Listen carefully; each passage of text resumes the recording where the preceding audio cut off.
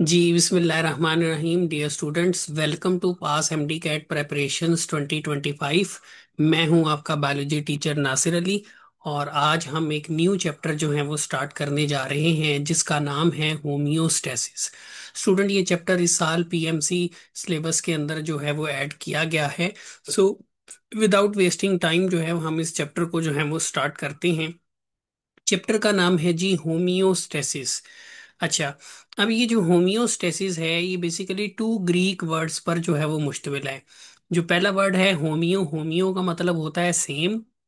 और student, second जो Greek word है डेट इज स्टेसिस, स्टेसिस का मतलब होता है कंडीशन, सेम कंडीशन। ठीक है।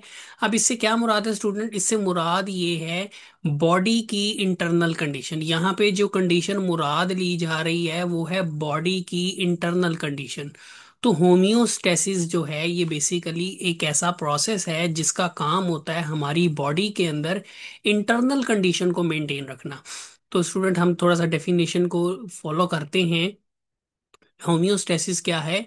It is ability of a body.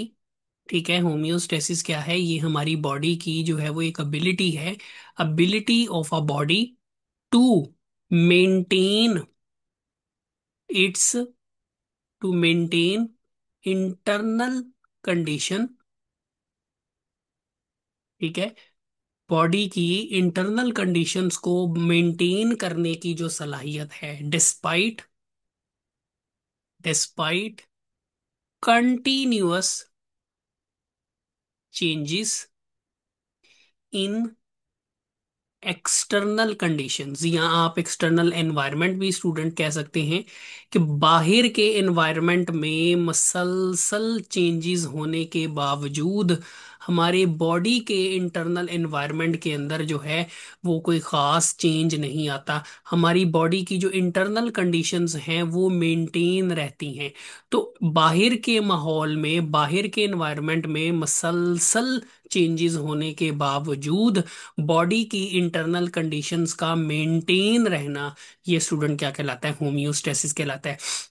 जैसे अगर हम सिंपल सी एग्जांपल की अगर बात करें, जैसे हमारी बॉडी का जो टेम्परेचर है, ठीक है, कोर टेम्परेचर, कोर स्टूडेंट कहते हैं इंटरनल टेम्परेचर को।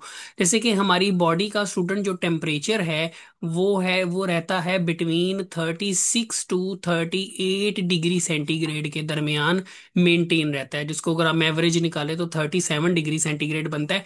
हालांकि हम देखें तो बाहर का जो टेम्परेचर होता है, जो एक्सटर्नल टेम्परेचर होता है, एक्सटर्नल एनवायरनमेंट का जो टेम्परेचर होता है वो मसलसल जो है वो क्या हो रहा होता है? चेंज हो रहा होता है।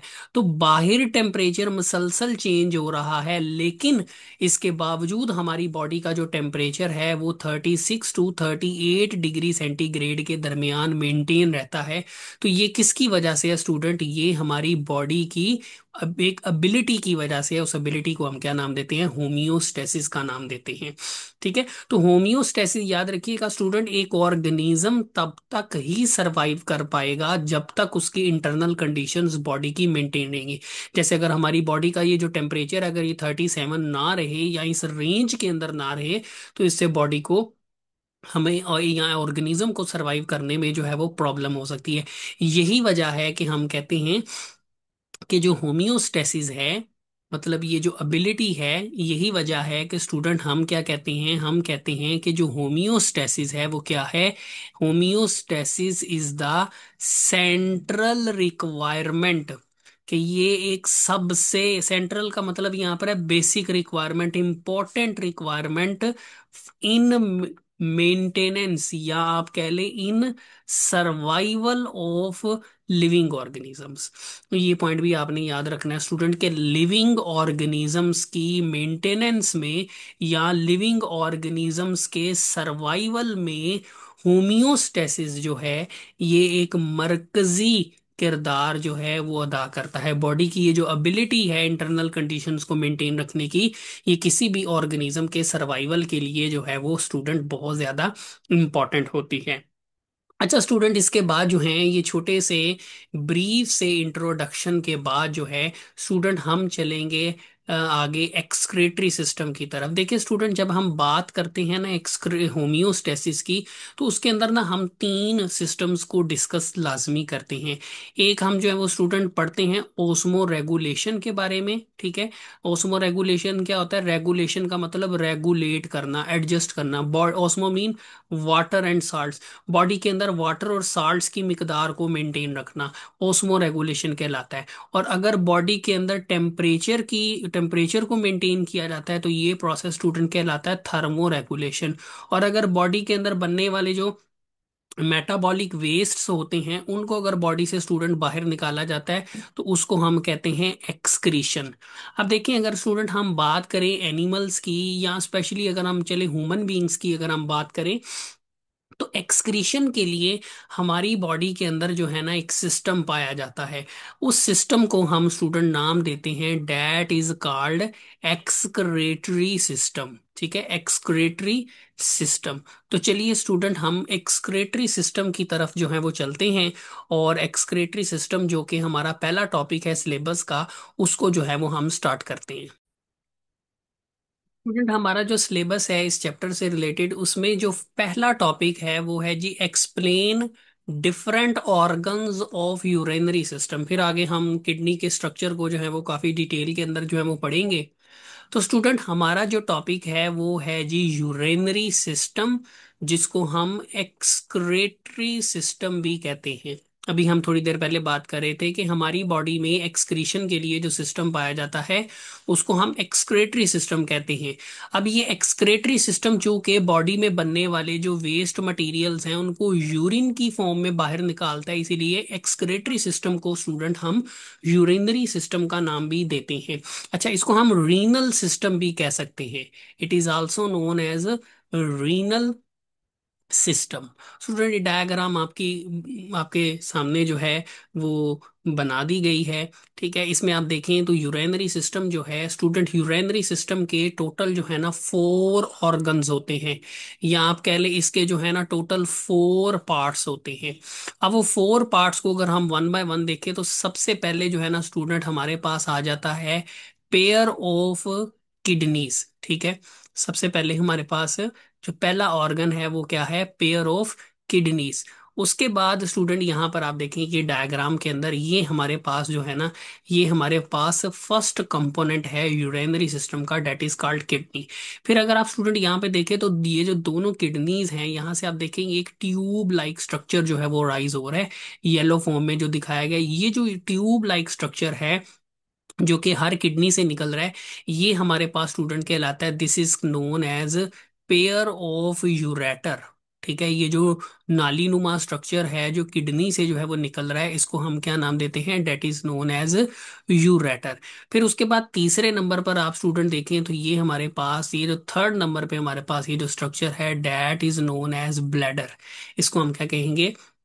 ये एक सिंगल स्ट्रक्चर होगा, that is called urinary bladder. क्योंकि यूरेनरी सिस्टम का हिस्सा है तो इसको हम कहेंगे यूरेनरी ब्लैडर। फिर उसके बाद हमारे पास नंबर 4 पर स्टूडेंट ये देखें, ये एक ट्यूब लाइक स्ट्रक्चर जो है वो हमारे पास होता है। इस ट्यूब लाइक स्ट्रक्चर को हम कहते हैं जी यूरेथ्रा। ठीक है, यूरेथ्रा। तो हमारे पास नंबर 4 पे जो स्ट्रक्चर होगा, that will be known as urethra. थोड़ा सा इनके बारे में जो है वो पढ़ लेते हैं, फिर आगे हम किडनी के फंक्शन को जो है वो डिटेल में लेकर चलेंगे। सबसे पहले जो है वो हम स्टूडेंट बात करते हैं किडनीज के मुतालिक। तो किडनी की अगर हम बात करें तो किडनी जो है, सबसे पहले तो आपने याद रखना है कि किडनीज जो हैं इनका काम होता है फिल्टर ब्लड। ठीक है, filter blood and makes urine. ठीक है, किडनी का काम क्या है कि जैसे ही ब्लड किडनी के अंदर एंटर होगा तो किडनी का काम है ब्लड को फिल्टर करके उसमें जितने भी वेस्ट मटेरियल्स हैं उनसे यूरिन बना देना। फिर यूरेटर, यूरेटर का काम क्या होता है स्टूडेंट? यूरेटर का काम होता है यूरिन को, अगर हम बात करें यूरेटर की, तो ये एक लॉन्ग जो है, यूरेटर क्या है? ये एक लॉन्ग ट्यूब होती है। और याद रखिएगा इसकी जो लेंथ होती है वो 25 सेंटीमीटर होती है, ठीक है। 25 सेंटीमीटर जो है वो लॉन्ग ट्यूब होती है। और ये करती क्या है, इसका काम होता है, it carries urine from kidney. इसका काम क्या है, इसका काम है यूरिन को किडनी से लेकर जाना, कहाँ पर, टू ब्लैडर, ठीक है। तो ये यूरिन को सिंपल किडनी से ब्लैडर तक ले जाने का जो है वो काम करेगी। अगर हम स्टूडेंट ब्लैडर की बात करें तो ब्लैडर जो है ना, ये अंदर से जो है वो खाली होता है, लिहाजा हम इसको कहेंगे कि ये एक होलो ऑर्गन है। इसके साथ साथ ये एक डिस्टेंसिबल होलो, डिस्टेंसिबल मतलब लचकदार मस्कुलर ऑर्गन है, ठीक है। लचकदार मस्कुलर जो है वो ऑर्गन होता है। और ये बेसिकली करता क्या है, ये जो है, ये यूरिन को जो है वो टेम्परेरीली टाइम तक जो है, कुछ टाइम तक जो है वो क्या करता है, टेम्परेरीली स्टोर्स यूरिन। इसीलिए इसको यूरन रेजर्वायर भी कहा जाता है। It is also known as urine reservoir. उसके बाद हमारे पास यूरेथ्रा है। यूरेथ्रा क्या है, ये सिंपल जो है वो एक ट्यूब है, एक लॉन्ग ट्यूब है, डैट जो क्या करती है, that carries urine from bladder to outside body, to outside body. तो ये जी स्टूडेंट हमारे पास जो है वो यूरेनरी सिस्टम है। यूरेनरी सिस्टम के कंपोनेंट्स आपको याद होने चाहिए। यूरेनरी सिस्टम के कितने कंपोनेंट्स हैं, इसके चार पार्ट्स होते हैं। सबसे पहले स्टूडेंट किडनीज आ जाती हैं, फिर उसके बाद जो है वो यूरेटर आ जाता है, फिर उसके बाद यूरेनरी ब्लैडर है और यूरेथ्रा है। किडनी का काम क्या है, यूरिन बनाना है। यूरेटर का काम क्या है, यूरिन को ब्लैडर में लेकर जाना है। ब्लैडर का काम क्या है, यूरिन को टेम्परेरी टाइम तक जो है, कुछ टाइम तक जो है वो स्टोर करना है। और यूरेथ्रा जो कि एक ट्यूब है, इसका काम है यूरिन को ब्लैडर से, बॉडी से बाहर ले जाना। तो ये हमारे पास चार कंपोनेंट्स हैं। तो जी, तो स्टूडेंट किडनी की तरफ आ जाते हैं। किडनी को स्टडी करने से पहले हमें एक ब्रांच के बारे में जो है वो पढ़ना है, जिसका नाम है जी student, that is known as nephrology. सबसे पहले हम ब्रांच को देखते हैं जो इसको डील करती है। तो नेफ्रोलॉजी क्या है, नेफ्रोलॉजी बेसिकली बायोलॉजी की वो ब्रांच है जो क्या कर रही होती है, that deal with study of structure, function and diseases of kidney. तो बायोलॉजी की वो ब्रांच जो किडनी, जिसमें हम किडनी का स्ट्रक्चर स्टडी करते हैं, किडनी का फंक्शन स्टडी करते हैं, और साथ ही साथ किडनी में होने वाली डिजीजेस को भी स्टडी करते हैं स्टूडेंट, उसको हम क्या नाम देते हैं, डैट इज कॉल्ड नेफ्रोलॉजी। तो इसके बारे में भी आपको जो है वो पता होना चाहिए। अब नेफ्रोलॉजी के अंदर हम किडनी का स्ट्रक्चर जो है वो स्टडी करते हैं। तो किडनी के बारे में स्टूडेंट पहले कुछ चीजें जो है वो देख लेते हैं। सबसे पहले अगर हम किडनी के कलर की बात करें, तो किडनी जो है ये, इनका जो कलर होता है that is reddish brown colour होता है, ठीक है। रेडिश ब्राउन कलर होता है। शेप की स्टूडेंट अगर हम बात करें तो इनकी जो शेप होती है डेट इज बीन शेप, ठीक है। नंबर 3 पर अगर हम बात करें तो इनका जो वेट होता है, अगर हम पूरी बॉडी के हिसाब से अगर इनका वेट कंपैरिजन करें, तो मेक, जो किडनीज हैं, both kidneys they make less than, ठीक है, they make less than 1% of total body weight, ठीक है। पूरी बॉडी के वेट के साथ अगर हम इनका कंपैरिजन करते हैं, तो किडनीज जो हैं, बोथ किडनीज जो हैं, ये पूरी किडनी का लगभग लेस देन 1% बनाते हैं। बट फिल्टर, लेकिन बहुत कम वेट होने के बावजूद, twenty percent but filter 20% blood ठीक है, इन ईच हार्ट बीट, हर मर्तबा, ईच टाइम जब हमारा हार्ट बीट करता है, तो 20% जो ब्लड होता है वो किडनी क्या कर रही होती है, फिल्टर कर रही होती है। तो पहली चीज जो आपने स्टूडेंट याद रखनी है कि किडनी का जो कलर है वो रेडिश ब्राउन होता है। शेप आपने याद रखनी है कि वो बीन शेप होती है। तीसरा आपने याद रखना है कि दोनों किडनीज मिलकर ये बॉडी का लेस देन 1% जो है वो बनाती हैं, लेस देन 1%। लेकिन इसके बावजूद एवरी टाइम जब हार्ट बीट करता है तो 20% जो ब्लड होता है वो किडनी ने जो है वो क्या करना होता है, फिल्टर करना होता है। अब हमने पढ़ा था किडनी का काम है ब्लड को फिल्टर करके यूरिन बनाना। तो याद रखिएगा स्टूडेंट, किडनी जो है, दोनों किडनीज जो हैं ये लगभग जो हैं ये एक से, तकरीबन जो है, दोनों किडनीज मिलकर जो हैं ये क्या करती हैं, 1 से 1.5 लीटर जो यूरिन है वो बनाती हैं per day. 1 to 1.5 litre urine जो है वो बनाती हैं पर डे के हिसाब से। और अगर हम बात करें कि ये कितना ब्लड जो है वो फिल्टर करती हैं, तो पर डे जो है ये लगभग 180 लीटर जो ब्लड है उसको क्या करती हैं, फिल्टर करती हैं। ठीक है, 180 लीटर जो ब्लड है उसको ये क्या कर रही होती हैं, फिल्टर कर रही होती हैं। ठीक है। अच्छा, अगर हम किडनीज की लोकेशन की बात करें कि किडनीज जो है वो हमारी बॉडी में कहाँ पर मौजूद होती हैं, तो स्टूडेंट दोनों की दोनों जो किडनीज हैं ये कहाँ पाई जाती हैं, they are present on on either side of vertebral column. Vertebral column centre में होता है और ये दोनों किडनीज जो हैं वर्टिब्रल कॉलम की साइडों पर जो है वो पाई जाती हैं, on either side of vertebral column. ठीक है, अब वर्टिब्रल कॉलम जो के इर्द गिर्द मौजूद होती हैं, लेकिन लोकेशन के हिसाब से अगर हम देखें तो ये कहाँ मौजूद होती हैं, बिटवीन 12 थोरेसिक,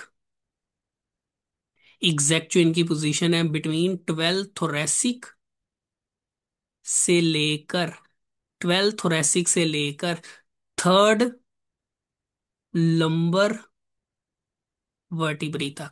स्टूडेंट, अगर आपने इससे पहले सपोर्ट एंड मूवमेंट का चैप्टर पढ़ा हो जो कि हमारे यूट्यूब लेक्चर पे अपलोड हो चुका है, तो उसमें आपने पढ़ा होगा कि जो वर्टिब्रल कॉलम है उसमें 4 किस्म की वर्टिब्रीज होती हैं। पहले सर्विकल वर्टिब्रीज आती हैं, ठीक है, पहले सर्विकल वर्टिब्रीज आती हैं, फिर उसके बाद थोरेसिक वर्टिब्रीज आती हैं, फिर लंबर वर्टिब्रीज आती हैं और देन लास्ट में पेल्विक वर्टिब्रीज आती हैं।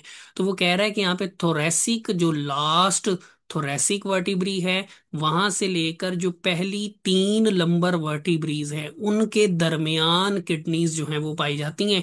और इनके सेंटर में क्या होता है स्टूडेंट, वर्टिब्रल कॉलम जो है वो मौजूद होता है। ये चीजें आपने स्टूडेंट लाजमी याद रखनी है। ठीक है, जो कि हमें आउटसाइड से जो है वो दिखाई देती हैं। इसके अलावा जो है, अगर हम मजीद बात करें किडनी की, अगर हम लेंथ की स्टूडेंट बात करें, तो किडनी की जो लेंथ होती है, ठीक है, किडनी की जो लेंथ होती है वो लगभग जो है, अगर हम स्टूडेंट किडनी की लेंथ की बात करते हैं तो इसकी जो लेंथ होती है वो होती है 12 सेंटीमीटर। ठीक है, विड्थ की अगर हम बात करें तो वो होती है स्टूडेंट 6 सेंटीमीटर। और अगर हम स्टूडेंट थिकनेस की बात करें, ठीक है, मोटाई की अगर हम बात करें तो वो स्टूडेंट होती है 4 सेंटीमीटर, 4 सेंटीमीटर। अगर हम इनके वेट की बात करते हैं, वजन की अगर हम बात करते हैं, तो इनका जो वजन होता है वो अप्रोक्सीमेटली अगर देखा जाए तो वो 120, या बाज बुक्स में 120 भी लिखा होता है और बाज बुक्स में 150 ग्राम भी जो है वो मेंशन किया गया है। 150 ग्राम में से ज्यादातर बुक्स के अंदर जो है वो मेंशन होता है। ठीक है, 115 ग्राम। ठीक है। अच्छा, इसके अलावा जो है वो आपने ये चीज भी याद रखनी है कि हमारे पास जो है किडनी की, अगर हम कवरिंग्स की बात करें स्टूडेंट, तो किडनी जो है देखें एक बहुत इंपॉर्टेंट ऑर्गन है हमारी बॉडी का, जिसने क्या करना है, ब्लड को फिल्टर करना है और मौजूद तमाम जो वेस्ट मटेरियल उनको बॉडी से बाहर निकालना है। और तो इसकी, इस इंपॉर्टेंट ऑर्गन की प्रोटेक्शन भी की जा रही होती है बाय 3 कवरिंग्स। ये स्टूडेंट बड़ा इंपॉर्टेंट क्वेश्चन है, ये भी आपको पता होना चाहिए कि जो हमारी जो किडनी है उसके अराउंड जो है वो थ्री कवरिंग्स जो है वो मौजूद होती हैं। There are three coverings. अब वो थ्री कवरिंग स्टूडेंट कौन कौन सी हैं, तो इसमें अगर ये यहाँ पर अगर आप स्टूडेंट ये डायग्राम देखें, मैंने यहाँ पे साइड में लहदा डायग्राम बनाई है। तो इसमें स्टूडेंट ये जो बाहर वाली आपको रेड सी जो लाइन नजर आ रही है, ये सबसे आउटर कवरिंग है। और इस आउटर कवरिंग को हम नाम देते हैं, that is known as Gerota fascia. इस आउटर कवरिंग को हम क्या नाम देते हैं, that is known as, student इसको हम क्या नाम देते हैं, जीरोटा, जीरोटा फेशिया, या इसको हम रीनल फैशिया भी कहते हैं। फैशियोल भी पढ़ते हैं इसको, रीनल फैशिया। ये क्या है जी, आउटर कवरिंग है हमारी किडनी की। उसके बाद स्टूडेंट आप देखें तो ये जो येलो, ये जो ऑरेंज सी मैंने यहाँ पे कवरिंग बनाई है, ये सेकंड कवरिंग है। इस सेकंड कवरिंग को स्टूडेंट हम नाम देते हैं, that is known as perirenal fat, perirenal fat. और उसके बाद स्टूडेंट ये इनर साइड पर यहाँ पर आप देखें, ये एक और कवरिंग है, ये वाली अगर आप यहाँ पे देखें, तो ये जो कवरिंग है, ये थर्ड कवरिंग है। इस थर्ड कवरिंग को हम स्टूडेंट नाम देते हैं, that is known as fibrous capsule, fibrous, या फिर इसको हम रीनल कैप्सूल भी कह सकते हैं, फाइब्रस कैप्सूल या फिर रीनल कैप्सूल। तो ये थ्री कवरिंग्स हैं स्टूडेंट, याद रखिएगा मैं कवरिंग्स की बात कर रहा हूं। तो हमारी जो किडनी है उसके गिर्द थ्री कवरिंग्स मौजूद होती हैं। आउटर जो है जीरोटा फेशिया, सेकंड जो है या मिडल वन कह सकते हैं, that is perirenal fat, और जो सबसे इनर मोस्ट होती है फाइब्रस कैप्सूल जो है, ये हमारे पास जो है वो क्या है, थर्ड कवरिंग है।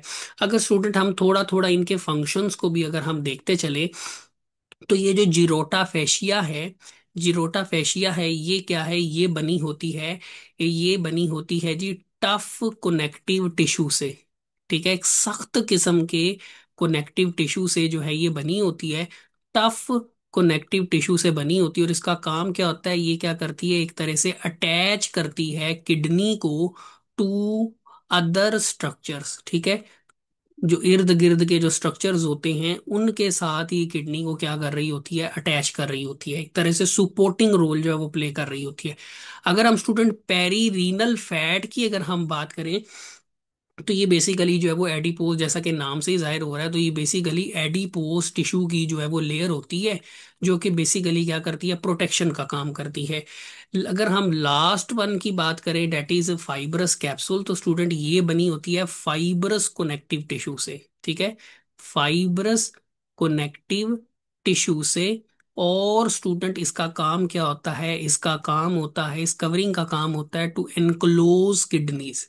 ठीक है, ये किडनी को क्या कर रही होती है, कवर कर रही होती है। तो स्टूडेंट ये आपने इन तीनों कवरिंग्स के जो फंक्शंस हैं वो भी याद रखने हैं।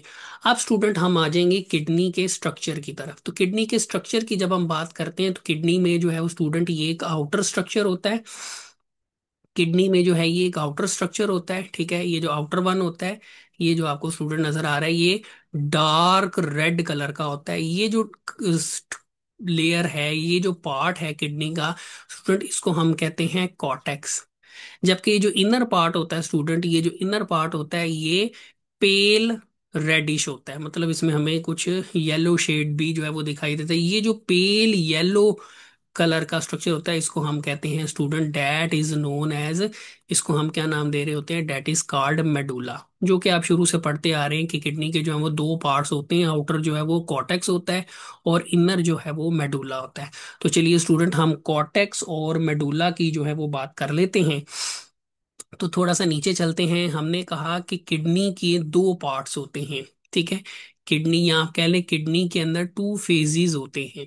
कवरिंग्स तो हमने पढ़ ली, कितनी कवरिंग्स होती हैं, टू कवरिंग्स होती हैं। पार्ट्स की अगर हम बात करें, या लेयर्स की, लेयर्स भी आप वर्ड यूज कर सकते हैं। तो किडनी जो है इसमें स्टूडेंट टू लेयर्स जो हैं वो पाई जाती हैं। ठीक है, एक जो लेयर है हमारे पास, वो कहलाती है रीनल कॉर्टेक्स। ठीक है, और जो दूसरी लेयर है हमारे पास स्टूडेंट, वो क्या कहलाती है, that is known as renal medulla. ठीक है स्टूडेंट। अगर हम स्टूडेंट कॉर्टेक्स की बात करते हैं, रीनल कॉर्टेक्स की अगर हम बात करते हैं, तो रीनल कॉर्टेक्स जो है ये क्या करता है जी। रीनल कॉर्टेक्स जो है ये dark, it has dark reddish colour. ठीक है। और ये क्या है, ये किडनी की जो है वो आउटर लेयर होती है। ठीक है, आउटर लेयर होती है। और इसके अंदर जो है, इसके अंदर क्या मौजूद होता है, इसके अंदर जो है इट कंटेन, इसके अंदर जो नेफ्रॉन्स पाई जाती है उन्हें हम कहते हैं that are known as cortical nephrons. उसके बाद रीनल मेडुला की तरफ आ जाए तो इसका जो कलर होता है that is pale red colour. ठीक है। और ये क्या है, इनर मोस्ट, यहाँ मिड इनर लेयर भी कह सकते हैं, inner layer of the kidney. ठीक है, inner layer of the kidney. अच्छा अब स्टूडेंट ये जो रीनल पायरामिड होती है इसके अंदर जो है कुछ पायरामिड शेप स्ट्रक्चर्स पाए जाते हैं, contain 7 to 18 conical shape structures. इसके अंदर कुछ कोनिकल शेप स्ट्रक्चर्स पाए जाते हैं जिनको हम कहते हैं नोन एज रीनल पायरामिड्स। वो हम क्या नाम देते हैं, that are known as renal pyramids. ठीक है। तो ये चीजें भी आपने स्टूडेंट जो है वो याद रखनी है। दो लेयर्स होती हैं, कॉर्टेक्स और मेडुला। ठीक है, कॉर्टेक्स आउटर लेयर को कहते हैं और मेडुला जो है वो इनर लेयर को कहते हैं। और इस इनर लेयर के अंदर कुछ कोनिकल शेप स्ट्रक्चर्स पाए जाते हैं। ये जो कोनिकल शेप स्ट्रक्चर्स हैं स्टूडेंट, इनको हम क्या नाम देते हैं, that are known as renal pyramids. ठीक है। अच्छा अब स्टूडेंट इसके बाद अब जो किडनी के हम स्ट्रक्चरल और फंक्शनल यूनिट की तरफ आ जाते हैं, that is called nephron. Nephron क्या है, देखिए किडनी बनी किससे होती है, जैसे हमारी बॉडी सेल से बनी होती है इसी तरह किडनी जो है ये बनी होती है नेफ्रोन से। तो नेफ्रोन क्या है student, it is called structural and functional unit of kidney. ठीक है, कि किडनी के अंदर जो है फंक्शन किसने परफॉर्म करना है, नेफ्रॉन ने। किडनी का स्ट्रक्चर किसने बनाना है, नेफ्रॉन में। तो ओवर 1 मिलियन नेफ्रॉन्स जो हैं वो पाई जाती हैं पर किडनी में। हर किडनी के अंदर जो है तकरीबन 10 लाख से भी ज्यादा नेफ्रॉन्स जो हैं वो मौजूद होती हैं। तो नेफ्रॉन क्या है, ये स्ट्रक्चरल और फंक्शनल यूनिट जो है वो किडनी का जो है वो होती है। अगर हम इसके पार्ट्स की अगर हम स्टूडेंट बात करें तो यहाँ पर जो है वो हमारे पास, अगर हम किडनी के नेफ्रॉन की अगर हम बात करते हैं तो स्टूडेंट नेफ्रॉन जो है इसके 2 पार्ट्स होते हैं। इट हैज टू, तीनों स्टूडेंट 2 पार्ट्स होते हैं। Nephron has 2 parts. अब ये आपको इसमें ये जो कप लाइक स्ट्रक्चर दिखाई दे रहा है स्टूडेंट, ये जो कप लाइक स्ट्रक्चर है इसको हम नाम देते हैं, that is known as Bowman capsule. This cup like structure is known as Bowman capsule. और ये जो बूमेन कैप्सूल होता है स्टूडेंट, इसके अंदर क्या मौजूद होता है, inside Bowman capsule a large network of capillaries. इसके अंदर कैपिलरीज का एक पूरा नेटवर्क जो है वो मौजूद होता है। ये जो कैपिलरीज का ये जो नेटवर्क होता है स्टूडेंट, इसको हम क्या नाम देते हैं, this network of capillaries present inside Bowman capsule, this one is known as glomerulus. इसको हम क्या नाम देते हैं, ग्लोमेरुलस का नाम देते हैं। और ये स्टूडेंट ये ग्लोमेरुलस और ये बूमेन कैप्सूल ये मिलकर क्या करते हैं, नेफ्रॉन का फर्स्ट पार्ट बना देते हैं। इस फर्स्ट पार्ट को, नेफ्रॉन के इस फर्स्ट पार्ट को हम कहते हैं रीनल कॉर्पस्कल। इसको हम क्या नाम देते हैं, रीनल कार्पस्कल। फिर स्टूडेंट इसके बाद अगर हम देखें ना, बूमेन कैप्सूल से जो है वो एक बलदार ट्यूब जो है वो निकलती है। एक बलदार नाली जो है वो नमूदार होती है। ये जो बलदार नाली है स्टूडेंट, इसको हम नाम देते हैं, that is known as proximal convoluted tubule. मैं शॉर्ट वर्ड यूज कर रहा हूँ स्टूडेंट, प्रॉक्सिमल कन्वुलेटेड ट्यूब्यूल। अब ये जो प्रॉक्सिमल कन्वोलेटेड ट्यूब्यूल होती है, इट डेसेंट डाउन, नीचे की जानिब जाती है, descent down, make a U shape structure and then it turns upward. और फिर ये दोबारा क्या करती है, ऊपर की तरफ जो है वो आ जाती है।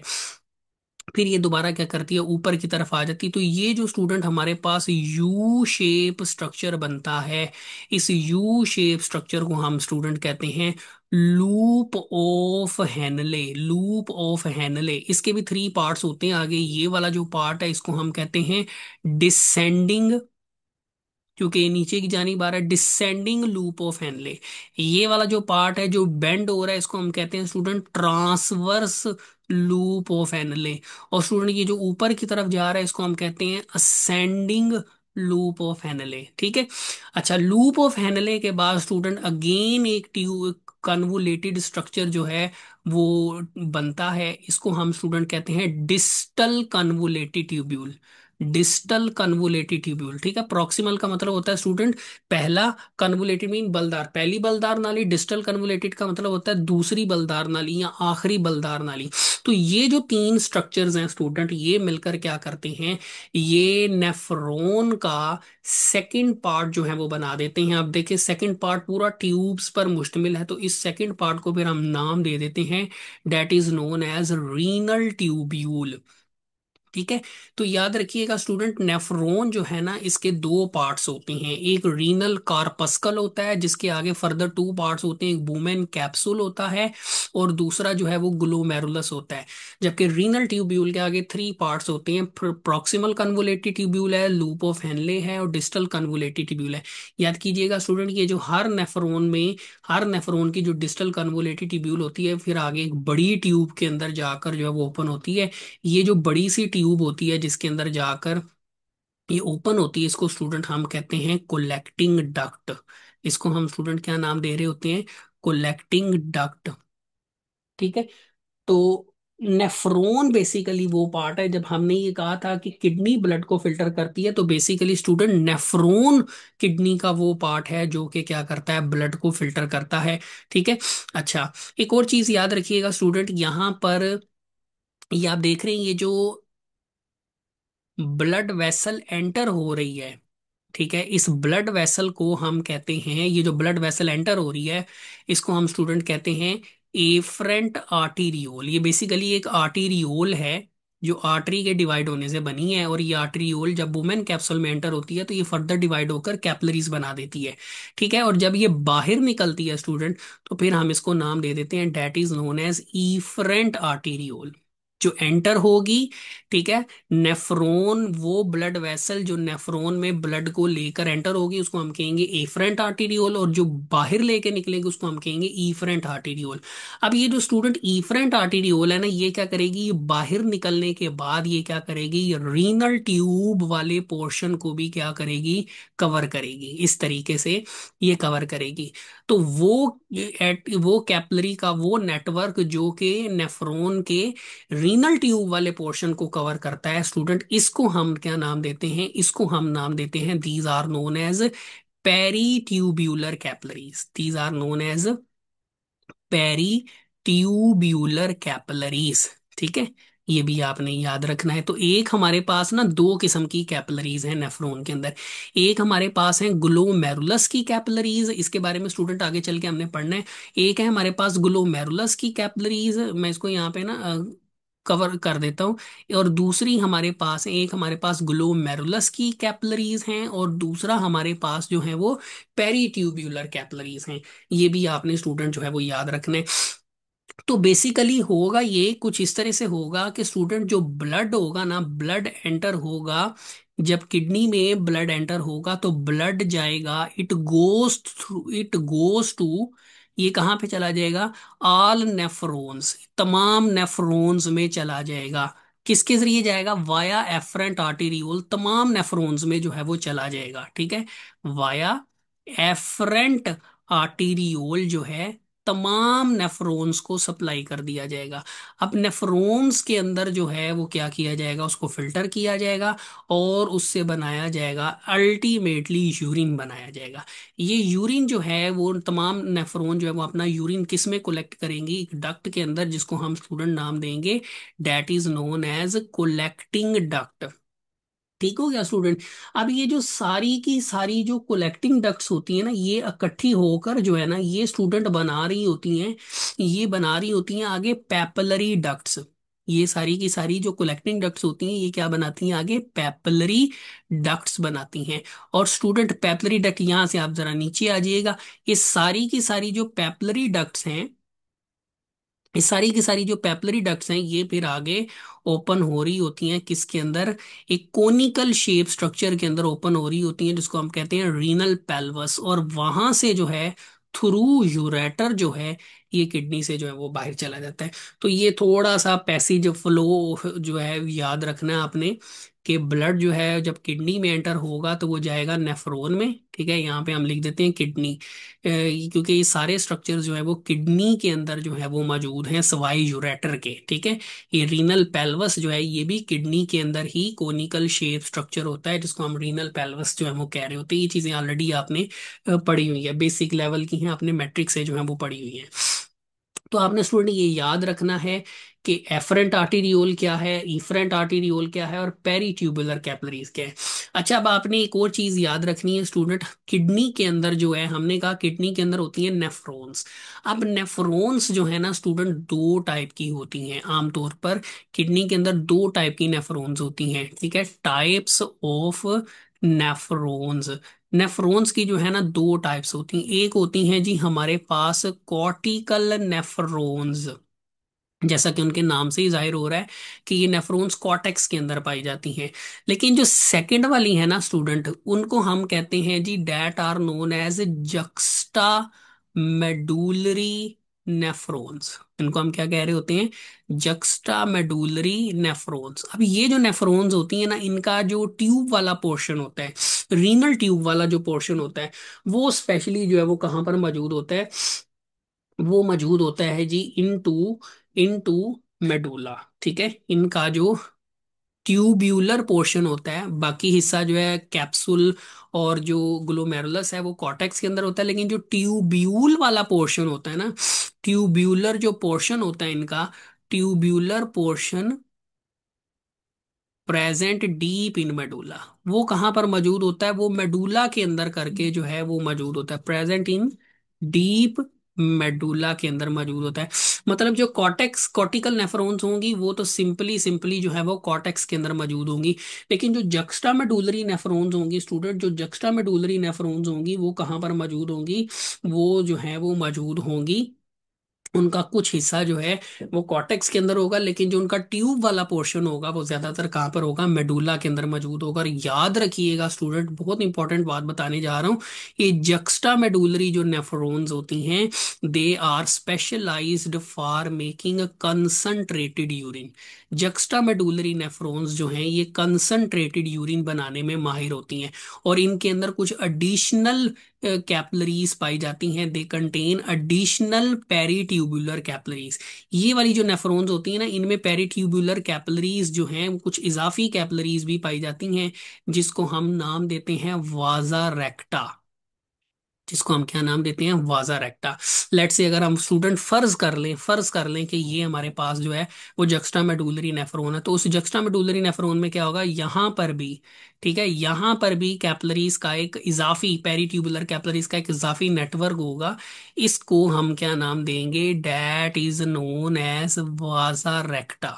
तो ये आपने बातें जो है वो नेफ्रॉन के बारे में जो है वो स्टूडेंट याद रखनी। तो स्टूडेंट, किडनी का स्ट्रक्चर एक बार दोबारा से रिवाइज कर लेते हैं। हमने कहा था किडनी के अराउंड थ्री कवरिंग्स होती हैं। ठीक है, ये हमारे पास जो है कवरिंग नंबर वन है, जिसको हमने जिरोटा फेशिया का नाम दिया था। ये हमारे पास सेकंड कवरिंग है, जिसको हमने पेरीरीनल फैट का नाम दिया था। और ये हमारे पास थर्ड कवरिंग है, जिसको हमने नाम दिया था, क्या नाम दिया था स्टूडेंट, फाइब्रस कैप्सूल का नाम दिया था। फिर हमने उसके बाद कहा था किडनी के जो है वो टू पार्ट्स होते हैं। ठीक है, एक ही आउटर पार्ट होता है जिसको हम कॉर्टेक्स का नाम देते हैं। ठीक है, इसमें कॉर्टिकल नेफ्रॉन्स पाई जाती हैं। और एक ये इनर पार्ट होता है, एक ये इनर पार्ट होता है जिसको हम रीनल मेडुला का नाम देते हैं, और हमने स्टूडेंट पढ़ा था कि रीनल मेडुला के अंदर कुछ कोनिकल शेप स्ट्रक्चर्स पाए जाते हैं।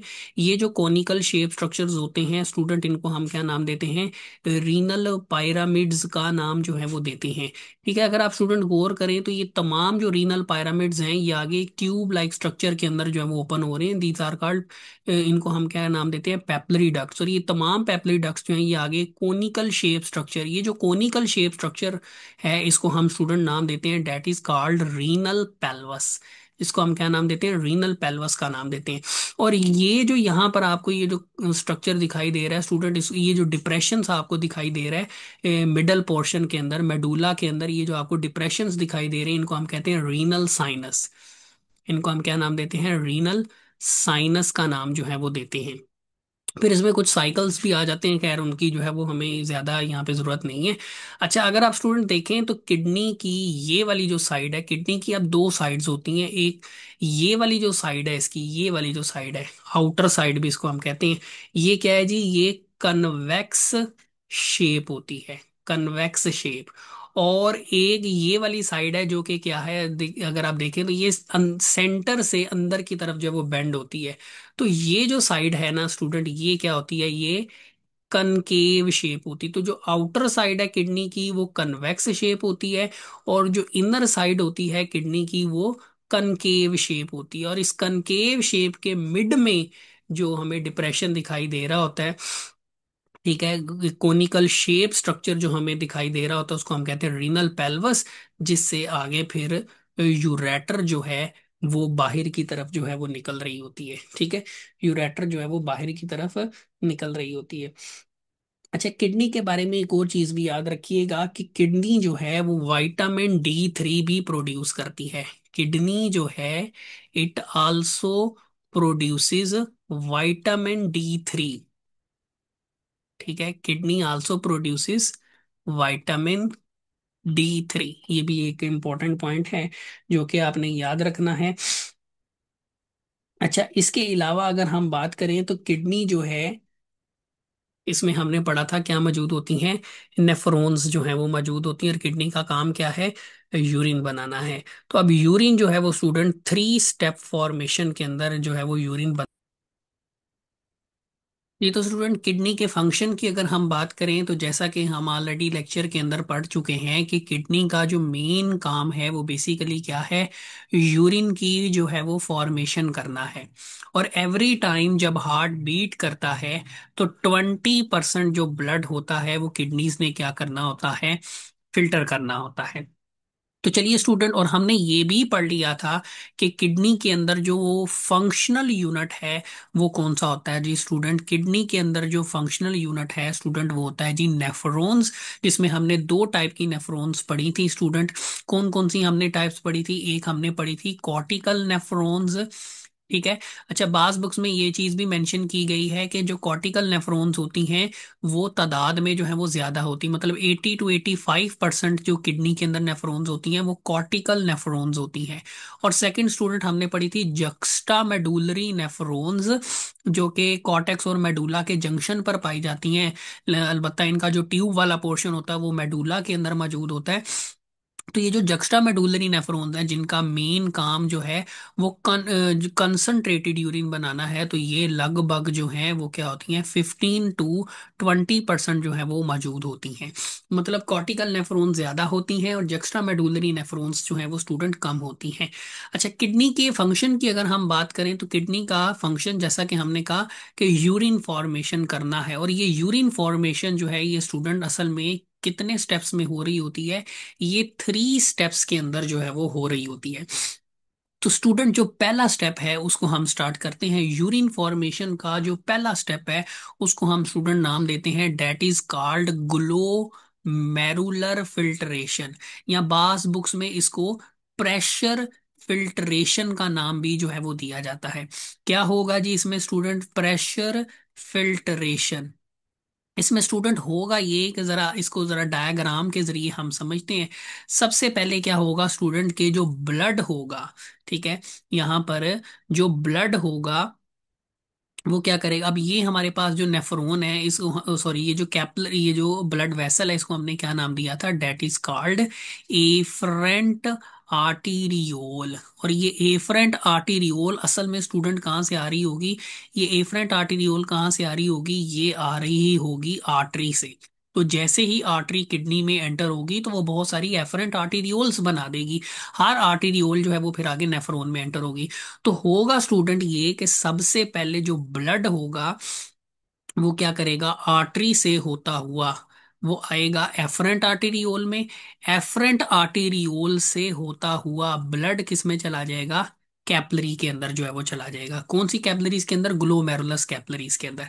तो अगर मैं थोड़ा सा यहाँ पे चार्ट अगर हम मैं बनाता हूं, तो जो ब्लड होगा स्टूडेंट, ब्लड, ठीक है, एंटर होगा, ब्लड एंटर इनटू ग्लोमेरुलस, या आप कह लें ग्लोमेरुलर कैपिलरीज, ठीक है। कैपिलरीज में एंटर होगा, किसके जरिए एंटर होगा, वाया, वाया का मतलब होता है के जरिए, किसके जरिए एंटर होगा student, via afferent arteriole, afferent arteriole के जरिए जो है वो किस में एंटर होगा, ग्लोमेरुलस कैपिलरीज में एंटर होगा, ठीक है। अच्छा, यहां पर क्या होगा, यहां पर जब ब्लड कैपिलरीज के अंदर दाखिल होगा तो here, due to high blood pressure, याद रखिएगा स्टूडेंट, कैपिलरीज का जो डायामीटर होता है वो आर्टेरियोल से कम होता है। तो जब ब्लड एक ब्रॉड वेसल से एक नैरो वेसल में एंटर होगा तो उसका प्रेशर जो है वो ज्यादा हो जाएगा। तो due to high blood pressure क्या होगा, स्मॉल, जितने भी स्मॉल मालिक्यूल्स होंगे अलोंग विद वाटर, वो क्या करेंगे, फिल्टर आउट, वो बाहर निकल जाएंगे, filter out from glomerulus capillaries, वो ग्लोमेरुलस कैपिलरी से जो हैं वो बाहर निकल जाएंगे, एंड एंटर्स, और किस में एंटर होंगे, ठीक है। यहाँ पे जब ब्लड एंटर होगा ना तो स्मॉल मालिक्यूल्स और वाटर जो होंगे ना वो फिल्टर आउट होकर वो किस में आ जाएंगे, वो आ जाएंगे जी बूमेन कैप्सूल के अंदर, एंड एंटर्स बूमेन कैप्सूल। अब ये जो मटेरियल बूमेन कैप्सूल के अंदर आया है इसको हम क्या नाम देंगे, कॉल्ड ग्लोमेरुलर, इस मटेरियल को हम क्या नाम देंगे, that is known as glomerular filtrate, ठीक है।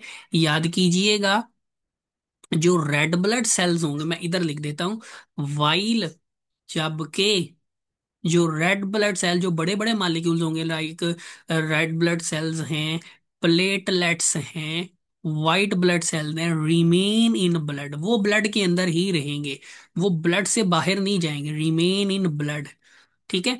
और यहाँ पे जो प्रेशर होता है ना स्टूडेंट, जो प्रेशर इन्वॉल्व होता है उसको हम हाइड्रोस्टैटिक प्रेशर भी कहते हैं, हाइड्रोस्टैटिक प्रेशर। और यहाँ पे ये भी याद रखिएगा कि कैपिलरी, ग्लोमेरुलस कैपिलरीज में जो ब्लड का प्रेशर होता है that is higher than any capillary in the body, ठीक है। सबसे ज्यादा जो हाई ब्लड प्रेशर होता है, वो ब्लड प्रेशर होता है वो किसके अंदर होता है, वो होता है जी ग्लोमेरुलस की कैपिलरीज के अंदर सबसे ज्यादा जो है वो ब्लड प्रेशर होता है। तो ग्लोमेरुलर फिल्ट्रेट जिसके अंदर वाटर और स्मॉल मॉलिक्यूल्स होंगे वो फिल्टर आउट होकर कैपिलरी से निकलकर किस में आ जाएंगे स्टूडेंट, वो आ जाएंगे वुमेन कैप्सूल के अंदर। अब यहां से जो है ना स्टूडेंट सेकंड जो स्टेप है वो शुरू हो जाएगा। अब जो सेकंड स्टेप है वो हमारे पास क्या कहलाता है जी स्टूडेंट, वो कहलाता है सिलेक्टिव रीएब्जॉर्प्शन का। अब यहां पर सेकंड स्टेप इन्वॉल्व हो जाएगा, that is called selective reabsorption. Reabsorption का मतलब है दोबारा से किसी चीज को जज़ब कर लेना, एब्जॉर्ब कर लेना ब्लड के अंदर, ठीक है। सिलेक्टिव मीन गिनी चुनी चीजों। अब ये स्टूडेंट जो ग्लोमेरुलर फिल्ट्रेट है ना, अब ये एंटर होगा किसमें, पहले एंटर होगा प्रॉक्सिमल कन्वोलेटेड ट्यूब्यूल में, ठीक है। और फिर ये एंटर होगा लूप ऑफ हेनले में, और यहां से फिर अल्टीमेटली चलता चलता जो है ये कहाँ पे चला जाएगा, डिस्टल कन्वोलेटेड ट्यूब्यूल में। तो स्टूडेंट याद रखिएगा कि यहाँ पर जो है ना सेकंड स्टेप इन्वॉल्व होगा, प्रॉक्सिमल कन्वोलेटेड ट्यूब्यूल से लेकर डिस्टल कन्वोलेटेड ट्यूब्यूल तक यहाँ पे सेकंड स्टेप इन्वॉल्व होगा, and that is selective reabsorption. अब ये जैसे जैसे ग्लोमेरुलर फिल्ट्रेट यहाँ से गुजरेगा तो इसमें तमाम जो गिनी चुनी चीजें होंगी उनको दोबारा ब्लड के अंदर जो है वो क्या कर लिया जाएगा, रीएब्जॉर्ब जो है वो कर लिया जाएगा। ठीक है, अब सवाल है कौन कौन से जो मालिक्यूल्स होंगे उनको रीएब्जॉर्ब किया जाएगा, लाइक ग्लूकोज।